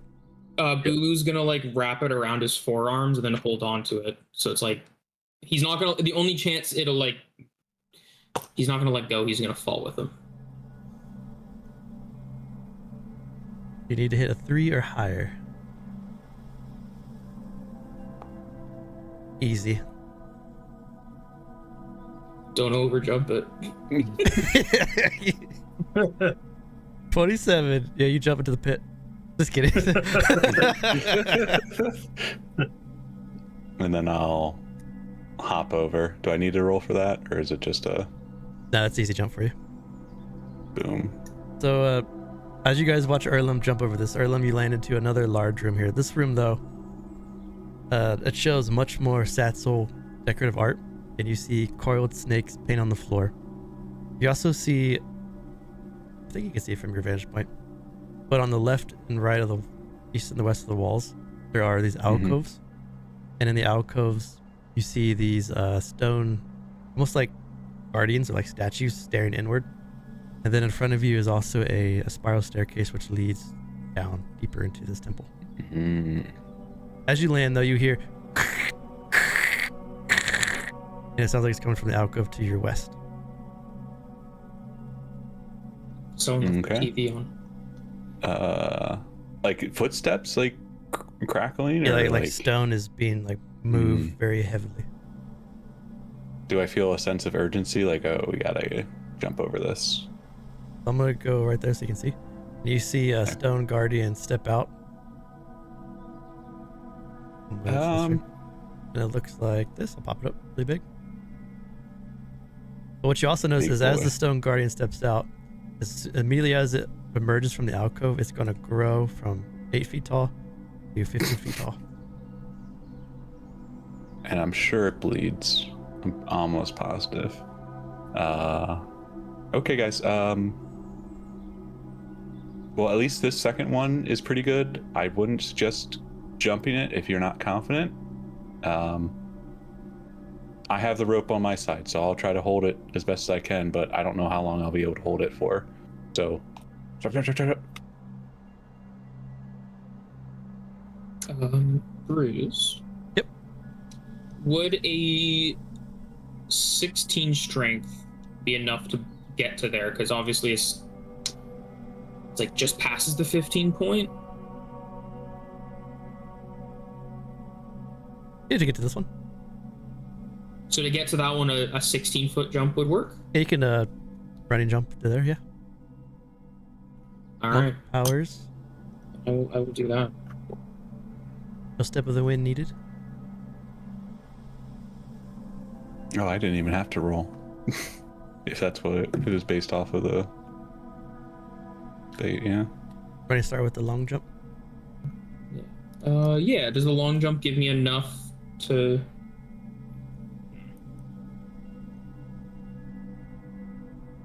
And you can just jump over again. So Anyway, I don't. we measured from I here, think didn't I we? need Yes. to use. I think I have to use a key point to make that jump. Because I have a strength of 8. Oh yeah, you're right. Yeah, so your So long I jump will- without it is 8 feet. Yeah. So I will use Step of the Wind to double that to 16 to make it. Oh, I don't even need to use the key. Never mind. It's just I can take the dash action and jump. Okay. Well, now both ropes are on this side, so. Well, the rope was for you, in case you fell. Oh yeah, I was holding the rope in case you fell. Oh, I'll take it back then. Okay. He hands you the rope. After you, good sir. So what I'm gonna do is give my rope to my wildfire spirit, send it over to Erlem to hold on to hold on to one end, and then I'll hold on to the other. Earl embraces himself next to the wall. As you're doing that, to your east, you hear.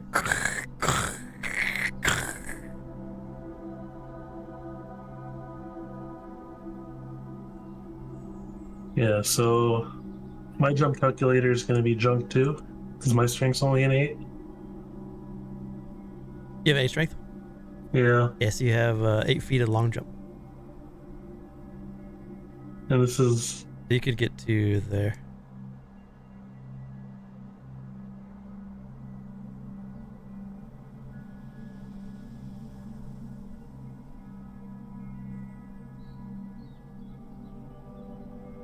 these walls are smooth too. Yep. Yeah, but if I get to if I get to there, You're taking the risk I'm if kinda it's gonna fall or not. You're not sure if it will, Yeah. but you're taking the risk that it might crumble. well, if Erlem's holding on to the rope, I guess I'll take that chance. Oranki rears back. He jumps the 5 feet. He lands on this stone here, and as he does, it immediately starts to cave in and collapse, and it falls under him. Oranki, you're swung with the rope hanging under it as Erlem and your wildfire spirit are holding on to it, and it catches right here, and you're hanging now about 5 feet under this platform on the rope. Well, it's a good thing I can climb really good. You scamper up. As soon as you scamper up and get to the top, you notice that where the rope was rubbing the side of the wall here, it's started to fray a bit too. And I'll muster the same thing, I guess, in this next jump then too. Oh no, don't get into this. Well, I mean, theoretically, I can only jump 4 feet. In that spot, yeah, that's a good point. So Oranki, as you jump over and land, you hear another and with that, while Saipha's on the other side, we're going to roll initiative. All right. Good thing you sent her last because she can just fly over. Yep. As now some of the stone guards have emerged from the alcoves. Stop. Oh no. I'm gonna trade my initiative with Erlem, Oh, okay. just because you're already over there. Yeah. 28 to 13. Oh god. 28. I got a +9 to my initiative.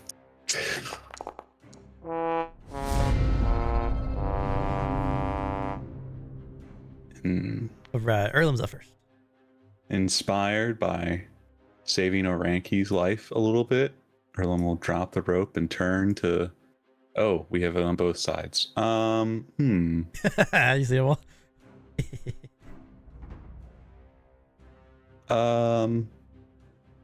This guy's closer.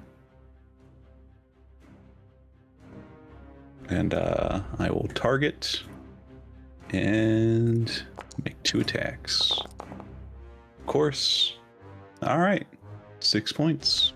Hopefully. I mean, if 24 hits. Yeah, they missed the 24 hits. Unfortunately, he doesn't bleed, but you do deal 6 slashing damage. Yeah.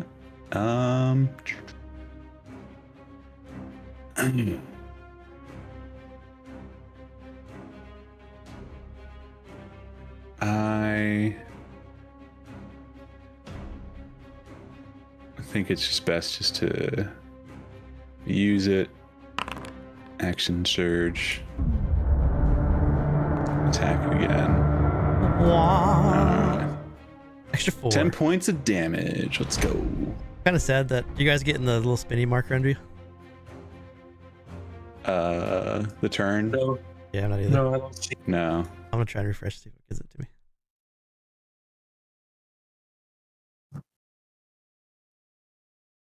It sometimes shows the faded icon of where you were originally, though. Yep. Yeah, it should do that every time. If it doesn't, it's bugged too. To show like where you were standing. Hey, it's back. Okay. So if you refresh, it comes back. Yep, there it is. The Stone Guardian.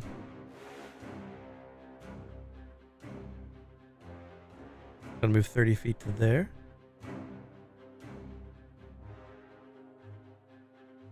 It's going to make a sonic scream to hit both Bulu and Oranki.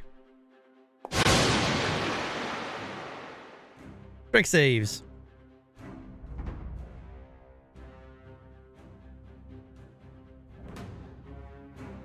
If you fail, you take 9 thunder damage and are knocked prone. Yeah. At least you're not pushed 5 feet away. Yeah, it sucked. And then he's gonna And, slam on Bulu. Slam does not hit. Ooh. Stone Guardian is going to make slam at Erlem. Damn it! Oh, that's a nice Then he's gonna scream at you. strength save. Yep. Easy success. Bulu.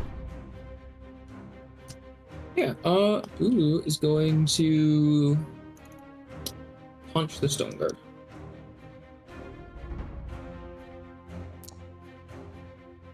Hit. Hit. That's a glancing blow. 15 is a glancing. So it does half. Okay. We do when And you then roll as a- AC, it does half damage. And then as a bonus action, I'm going to step of the wind with a key point. So I can disengage and pull to somewhere else. Looking at that, with your rules, I don't even need to do that. I could have just done a 5-foot Yep. shift, but that's fine. A good day for marshals. Oranki. Oh, half is moving to get out.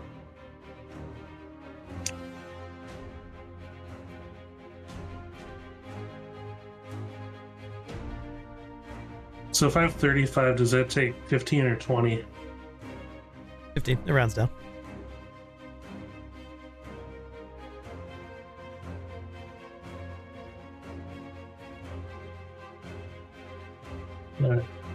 Oops, not both. But that would have been 20 up to there.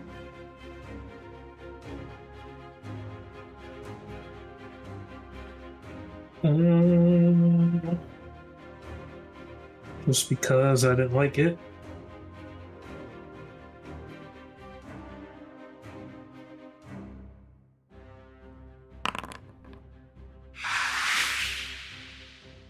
What'd you summon? Apes? No, give me my 8 wolves. Here you go, wolves. All right. Woo, the wolves are back.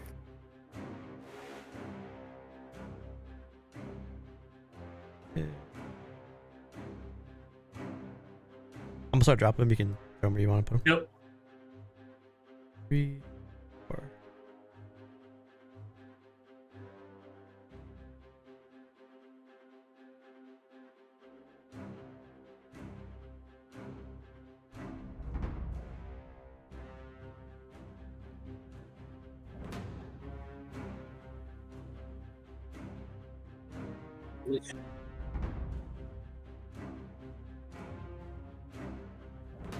Yeah, it's a good way to tank these guardians, though.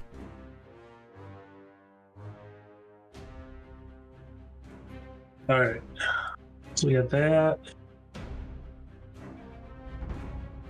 Are these guardians like huge or whatever size so they get? They're large.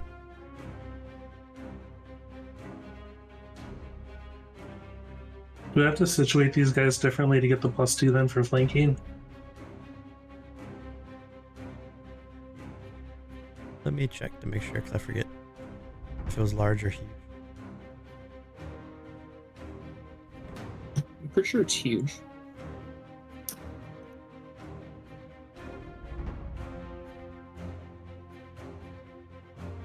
Yep, it's huge for that, so you have to have them opposite side. Okay. But they have pack tactics. Yep. So they get advantage. Yeah. And the +2. Yeah. Yep. So we'll do the 4 If so, around like, the this first. one would work, but this one wouldn't. Oh, okay. This one would. This one would. And so if I go, does that work out right, or does it need to be? Yeah, that's good. The one over Okay. here might be a little tough.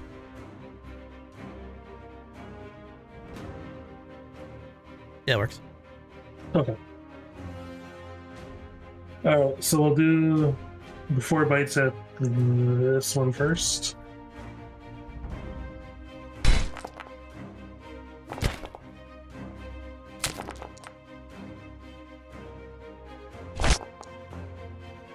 Alright. So the 3 hit. The Stone Guardian is immune to being knocked prone. He does take the damage.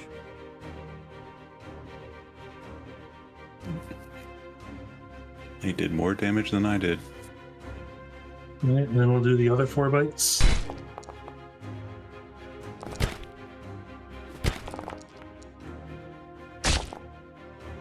Oof. The first, then the 3rd hit. Got it. Does the What fourth about one the 4th one should hit too then? with advantage? Oh, yeah, you're right. Advantage. Okay. All right, then bonus action, I'll move the Wild Spirit there and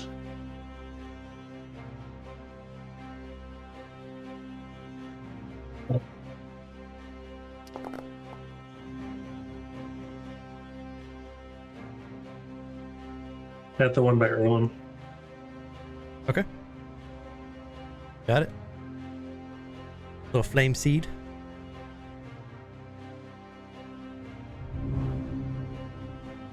All right, seeing this massive stone thing scream very angrily and then put 2 dents in the floor, I'm going to stay on this side. Targeting it, and I'm going to hit it with a good old-fashioned magic missile. Pew pew pew.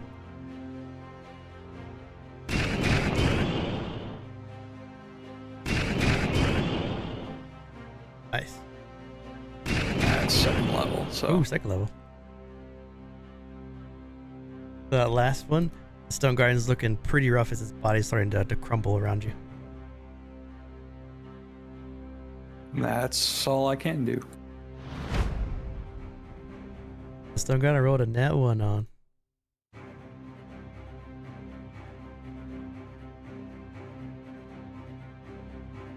He's going to make a sidestep to there. He's going to Sonic Scream. Bleh. Both these wolves. For the closest one, He's good. and then the farther. Hell. You're level So it thunder. takes 11. Yeah. Yep.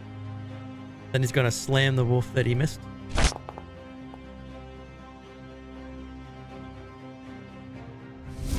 Where you go, Erlem? Mhm. The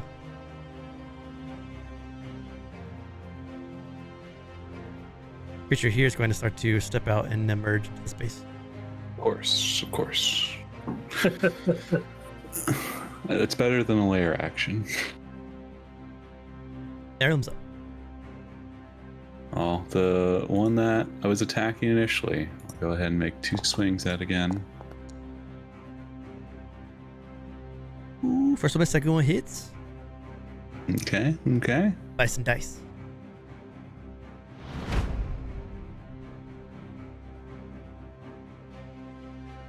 Let's see over here.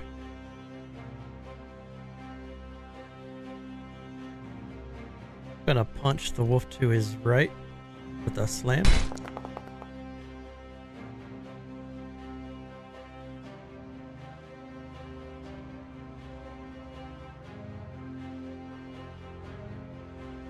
Then it's going to Sonic Scream.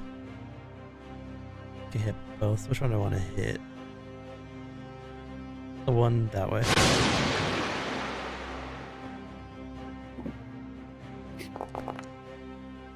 Nice. Comes a slam at Erlem. Oh. Yeah, that'll be the damage, but I'll use my reaction to hit it back with 7 points of cold damage. 7 points cold. And then it's going to Sonic Scream at you.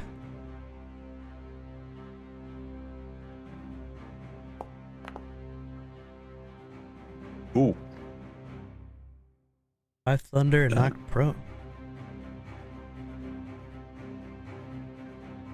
Let me just double check one thing real quick. I don't think it's going to help me, but...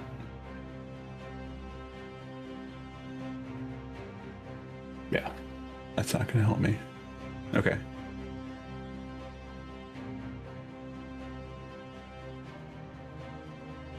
Goes to Bulu. Okay, I have a new Erenel rule question. Does it require any special actions for me to pick up Erlem and like carry him or drag him across the floor? I'll give it to you as a free action. Okay. And then my follow-up is if I'm dragging him since it's forced movement, does he get opportunity attacked? Yeah, I would punch him. You will punch him? Yeah. Okay. Erlem, I hope you like getting punched, because you're either gonna get punched once or you're gonna get punched a fuck ton, because that other golem's about to happen. Yep. Bulu is going to bonus action Step of the Wind. No key points, so I have double my movement. I'm gonna spend 15 to get here, and I'm gonna grab Erlem. And then...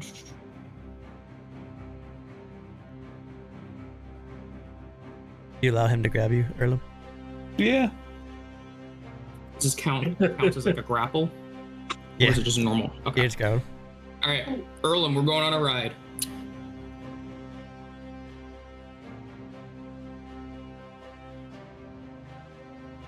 We're going over here. I have the grappler feet, so I don't get slowed when carrying people, so I can move at normal speed. You're over here with me, buddy. Whee! And there comes this punch at you while you were getting pulled away.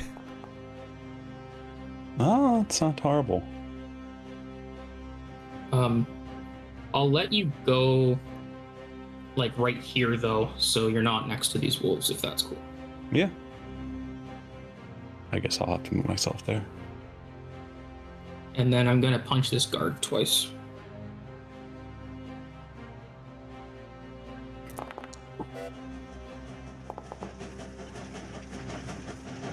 Ten and a 12, both miss.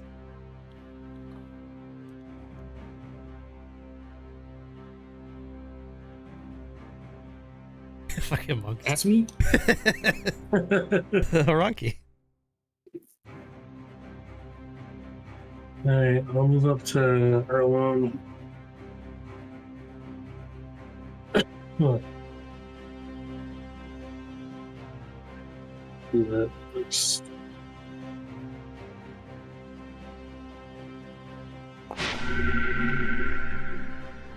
Ooh. Erlem hits for 11.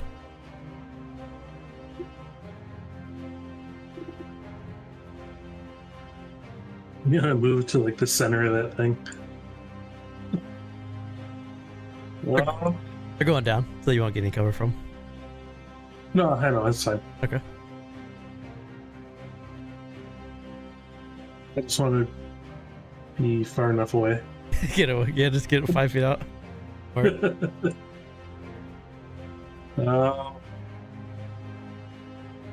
So 4 bites at the stone guard. Or well, you said he's really hurt, or just kind of yeah, this guy's looking pretty bad. pretty bad. All right, so we'll kind of do this one at a time, starting with like this one. Okay. Oh! You hit me! Oh my bad. I forgot to move it. But a 16 Give hits, it and you take it away. and the 7 piercing kills him. The immediate Okay. response is amazing. Ah! Alright,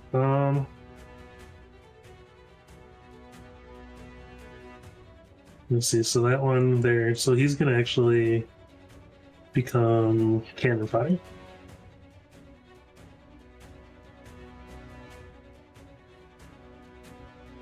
Move you there. Move you there. Move you there. Move you there. So 6 swings at this guy. Hit. 14 just misses. Hit.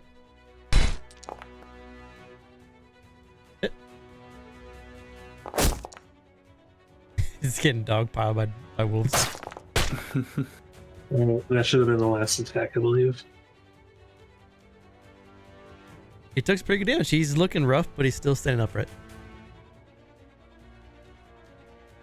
And bonus action on the same one. For 4. It's hit.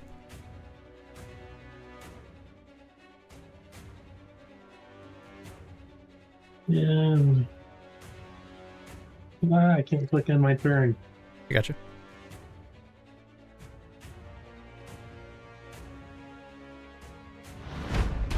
I think I just skipped safe. There you go. That should work now. All right. I see the big guy crumble, so I go and fly over here to the other side. And then see another big guy and Erlem on the ground. Panic and mage armor. Wah.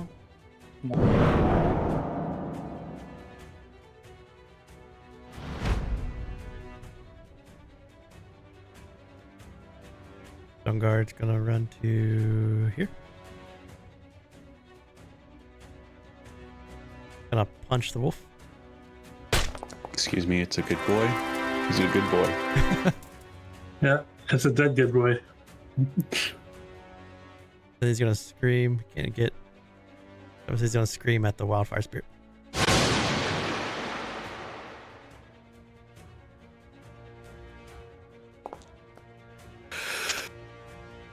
So take 7. 7 thunder. Knocked prone. Can't go prone. It's immune. Nice. Ooh.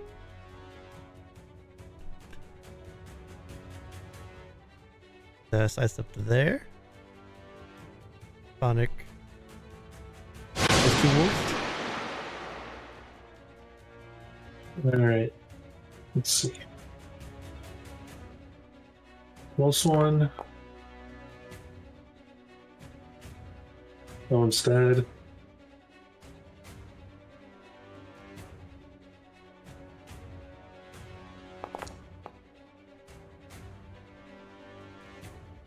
He's gonna step back up and punch that same wolf that just dodged it.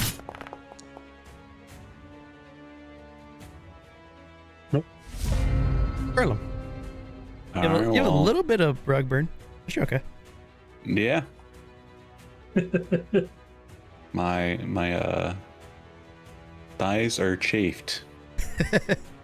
And I'll go ahead and stand up. So I have my movement, and then I'll use a bonus action just to get a little bit more healing. I clicked the wrong one. Ooh. So cool. Mwah. What is that noise from? Oh, that's from Erlem's second winding. Good. Last a little gas. And I'll stand to defend Oranki.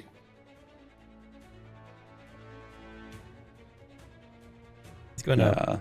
I just set myself up for a screech. He's going to. He slams I'll the pull you out spirit. again, man. I'll miss. Then screech at Erlem and Oranki. Yeah, I'm sorry. Should have seen that one. Let's back down with the prone. No.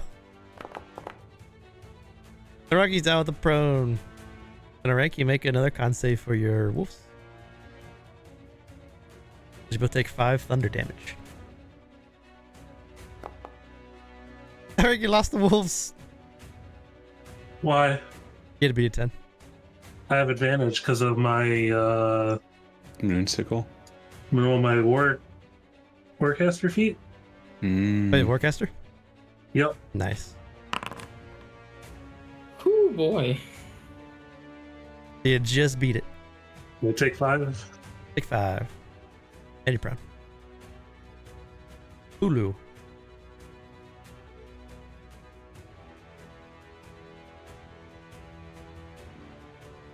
I'm gonna move over here, and I'm gonna punch the stone guard.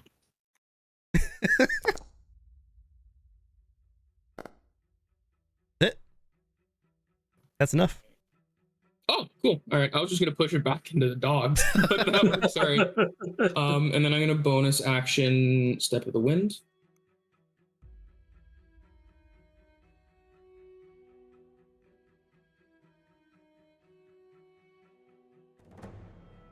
Yeah, that's me. Goes to Ronki. Ronki's prone.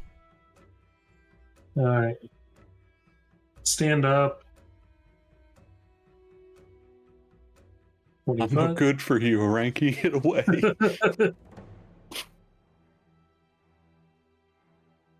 I ain't got no legs. Got no legs, Lieutenant Dan. 40 foot.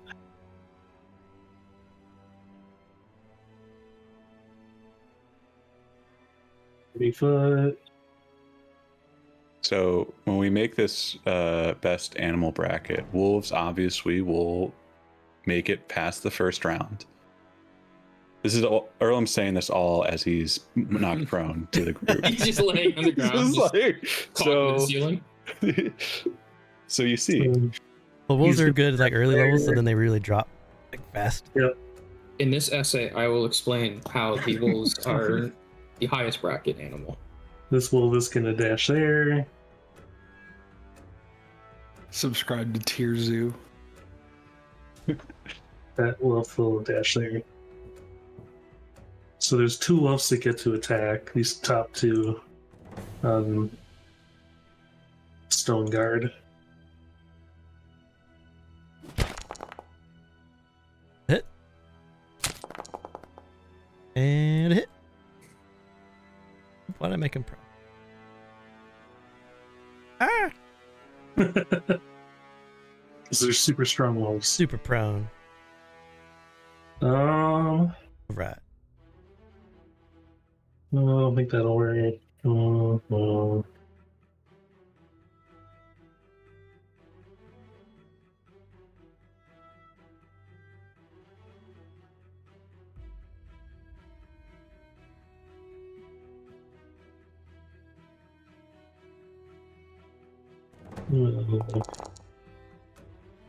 Sword circuit, okay. The closest Yep. one? Yeah, the top one there. That is a hit. For 3 lightning damage. And then bonus action to 5 foot step that guy.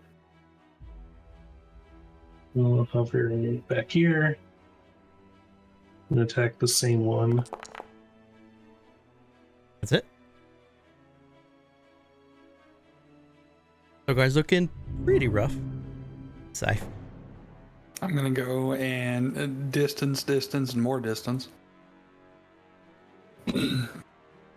Before I go and...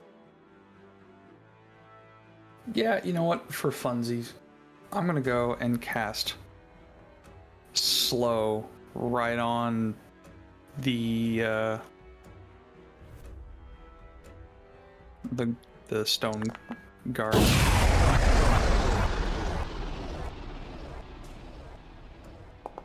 The template was being a little weird, but yeah, it's meant to just get those 2 specifically.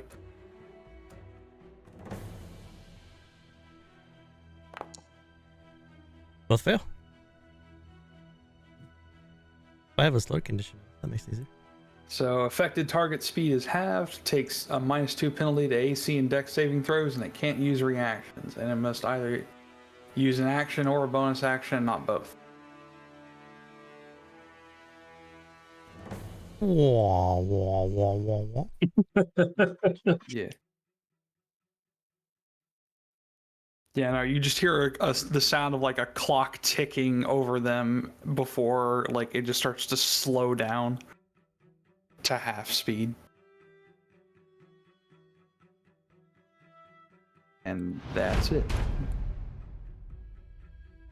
He's going to punch the wolf in front of him.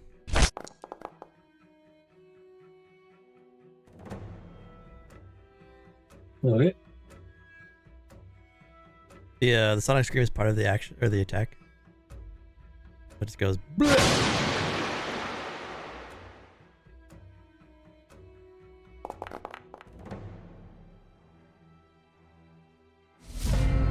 The prone Erlem. I will stand up. Proudly stand up. And since it can't use its reaction, I'm just going to move over here. That was 5, 10, 15. Would I get +2 from this angle, or would I need to go right down here? Yep, you get +2. All right. Sick. And his AC is too lower Oh, with the slow. don't worry. I won't hit it. Oh. Your first attack will kill this guy. Oh. Well, and I swing again in the air because I can't move. So. Just blindly swings. Bulu. I think I got the hang of it, guys. Bulu's gonna punch.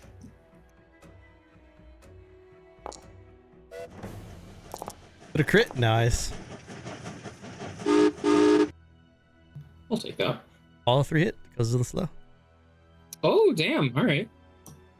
And then I'm gonna back up a bit. 25. Oranki. Comes a 20-minute turn. I'm gonna go get a drink. Here, okay, let's see.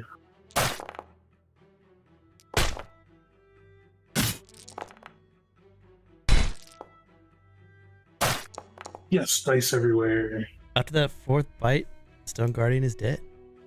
Yep.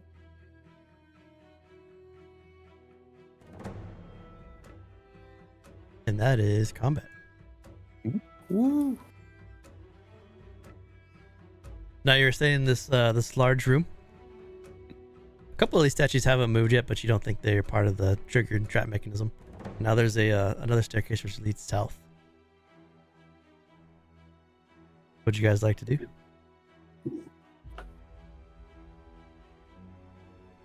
Is there anything from the statues that I can glean from in terms of its like history? Make an Arcana check at it. I am also that. With the 22, you know these things are sort of like arcane armors, where they've been brought to life by conjuration magic. What kind of confuses you is these look to predate the temple that they're in. Like they look to be older than the Satsul temple, and you'd put them more like with the Dawn Warrior statue. Huh. Fascinating. These pieces of living armor are actually older than the rest of the temple. You saying they carried them in?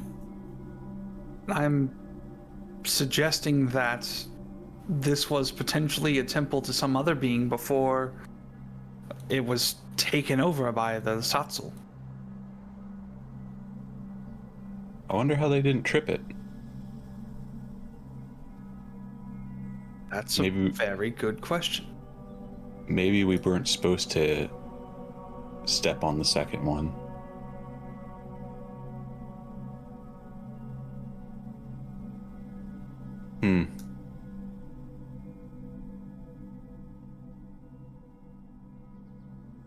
I guess might as well go see what's down here. Suppose we need to Already made it. investigate further. Yeah. Thankfully, the stairs, they got a curve to them. Ooh, let's go. I don't like this tongue. Let's not go in this place. This is a silly place. Tis a silly place. It's a silly place. The stairs wind down 50 feet into the darkness and open into a small room lit by large fires. The door of thick black iron is decorated with protruding serpents.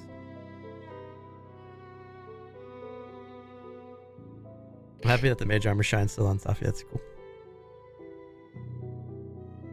And so we are all in agreement that snakes are currently at the bottom of the bracket. They're probably like the bottom seed for right now. If we're talking about rankings before we start deciding what ultimately would win, we're all in agreement that snakes are at the bottom. Yeah, if it's including like just the 5 button things that we saw earlier, definitely like at the bottom. I think we will add wolves after that last match. It's probably a good, like, to make it even. Were there 5? No, there's not 5. There's more than 5 wolves. There's more than 5? Okay. Yeah. Well, you know, we'll figure it out. We'll continue the list. Either way, we should get out of this room. Yeah. I'm gonna observe this northern wall here. So it's a black iron door. The handles to open the door are actually the serpent's heads that are sticking out of it. Doesn't appear to be a locking mechanism.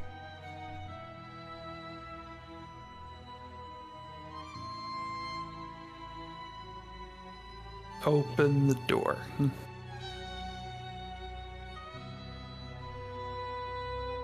I gotta turn your guys' light on.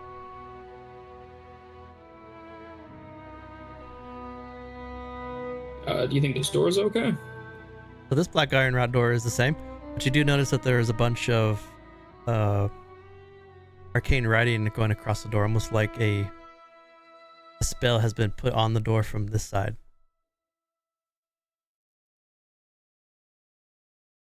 This is not my expertise. Um, I don't know much about magic, but if it's on this side, wouldn't that mean it's trying to keep something inside whatever's in there? Like we shouldn't open the door? Like I have a feel, I really do think the witch doctor's not on the other side of this door. let me go and see what these markings are. I'll go and investigate the runes. Give me an arcana with advantage. Nice. This is definitely a spell to keep something inside here, and you notice too that it also, the spell has been woven not just to keep something in there, but to prevent anything from like scrying or looking inside to see what's in there. This spell is indeed trying to go and keep something inside. It's also preventing any form of divination magic. All I heard there is that you want us to open this door, right? Maybe could we try to figure out who placed these wards? Is it Satsul? Is it? Oh, I might have a thing for that. And then Bulu's gonna like go into his little side fanny pack, his little pouch, and he's gonna pull out a little mirror. One of my someone in my troop gave this to me. I don't know how to use it. I'm not really good at most magics, and he's gonna hand it to Saipha. Did you know how to use one of these? This is a mirror of the past. Where did you get this? I think he said he got it from his troop. Yeah, you can thank my mom for that. Thank your mother legitimately this time, I guess. And I'm gonna go and peer into it to see the history of where these runes were originally written. I'd like to point out Bulu's gonna like lean over your shoulder like a small child watching you play a video game on your phone, hoping to see it too. You got any games on your phone? So you gaze into the mirror of the past, and you're thinking hard of the target.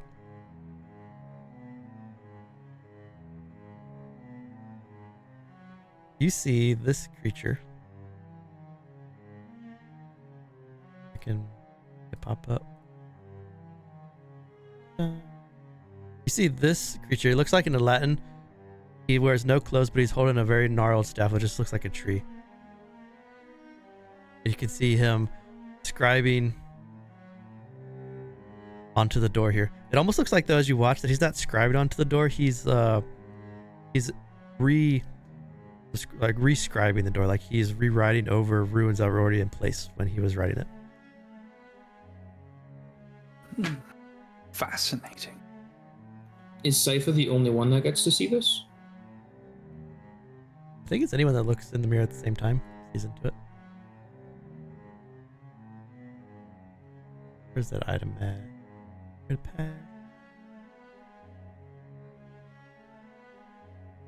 Yeah, so the one holding the mirror thinks about it, but everyone that looks at the mirror also sees the gaze. Hmm. So you see this, so you see him inscribe it onto it, and then you see it fade away, and then some time passes where nothing's there. But then you see a Satchel with a hood over her head, inscribing the runes, as a couple of Satchels holding these very large glaives are behind her, watching her as she scribes the runes. As you look at this one, it looks much older, and you can see that the rune here, the room is like freshly built. There's no dust on the walls, no cobwebs. Compared to when you watch the Latin, it looked like he was much closer to the future, and much closer to your guys' time. Can we see this Latzel's face in the image? It looks female. Green scales, no discernible marks. You would put the Satchel as somewhat younger. Do they have like an expression on their face at all? Nothing that looks concerning or nothing that would give you pause. More like concentration for the spell. Okay. So not against her will. No, you wouldn't think. She thinks she's doing this on purpose. Like she wants to. And that's the one that is most recent That's versus that's the one in the past. The Satchel's far in the past. Okay. And the most recent was the Latin. And was the Latin almost like there were already runes there that he was reinforcing or rewriting? Yeah, reinforcing, like retracing to make sure they stayed. Odd. So if the Slatzel are bad people, does that make the Latin bad too? I don't know. Or the Latin just has a, enemy of my enemy. Maybe the Latin is just the Slatzel from early, but they died and came back as a tree. Because that doesn't make sense why the tree would be, right? Or maybe that theory. specific Latin is in cahoots with the Slatzel. Either way, to quote Erlem, the enemy of my enemy is my friend. And the way I see it is that if the Slatzel are trying to keep whatever's in here, then they might help us. Yeah, I'm sold on that. And Bulu's going to move forward and try and open the door. I didn't think of it like that when I said it, but you're talking a lot of sense. Oh.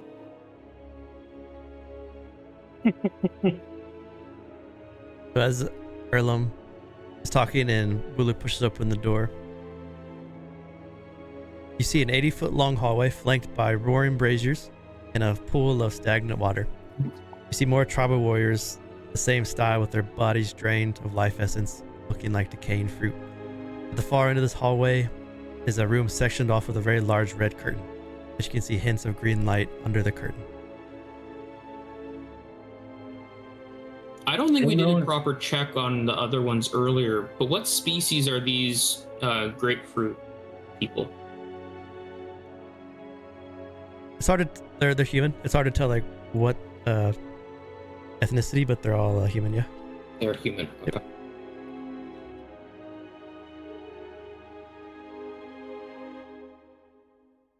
Well then, let's go inside and see what we can find. You doing all right there, Bulu? There's quite a few fires lit in the air. Yeah, it's not friendly, but there's some water in the way, so I imagine that'll. It probably should help. That's what I was thinking.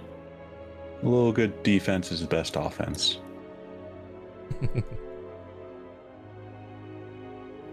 I mean, it's also not making weird noises, so that's always a good thing.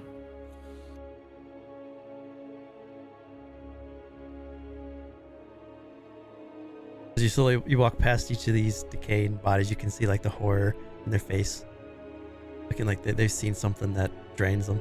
And you approach the large red curtain. So, I don't know how you guys were all raised, but I was raised with this little voice in my head. And I'm starting to hit this point where these grapefruit guys are freaking me out, because they're all facing where we're going. Are we sure this is... like, we should move this curtain?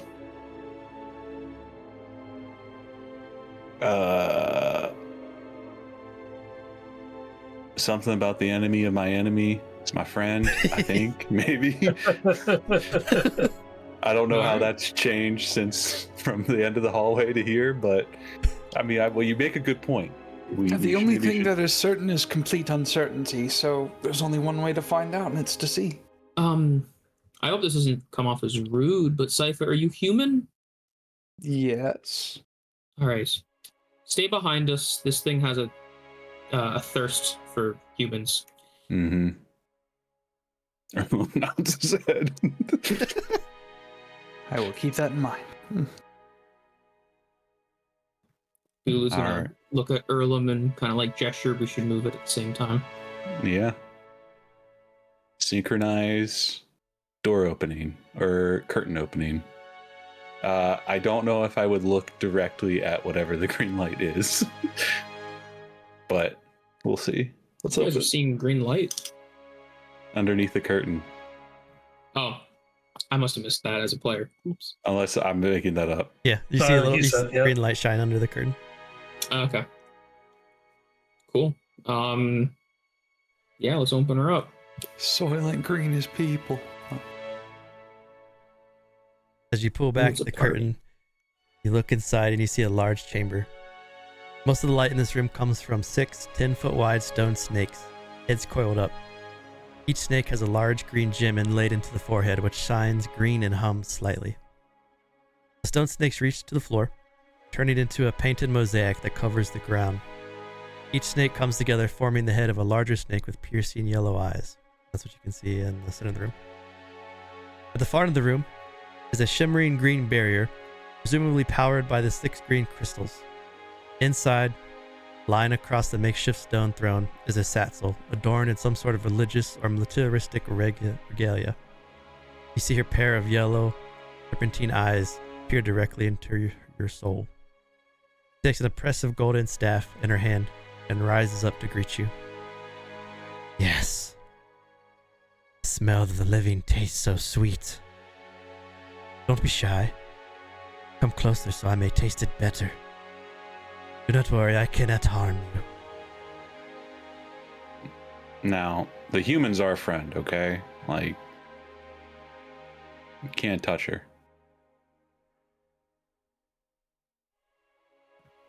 Not without her permission. Yeah. I'm very much staunchly against cannibalism. Do not be afraid. I haven't spoken to anyone in centuries. It would be good to have a conversation. Well, as a tip, friendly tip, friends amongst friends, don't start the conversation with how delicious people smell. A little off-putting. But we can work past that, I think. I think we can all agree on that. Why are you stuck here? I've been locked away since the Satslo returned. I am the 7th Whisper of Salox.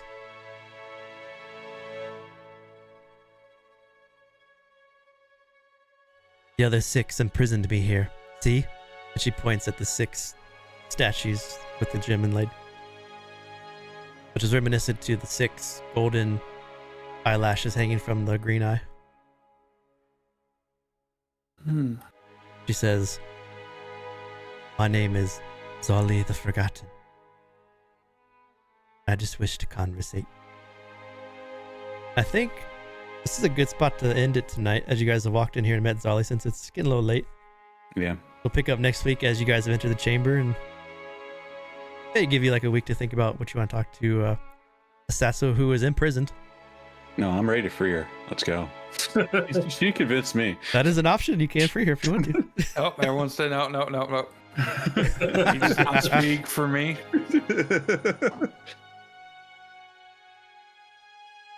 That's the one person by Sassus. Hey, you randomly stumbled into a hidden prison. So this isn't where we're supposed to be. This is not the I witch knew doctor. it. This is not the doctor. Those damn curved walls. Every time. Yeah, we missed it. There's like a little latch inside the workshop room. You pull it, and she's just on the other side of a wall.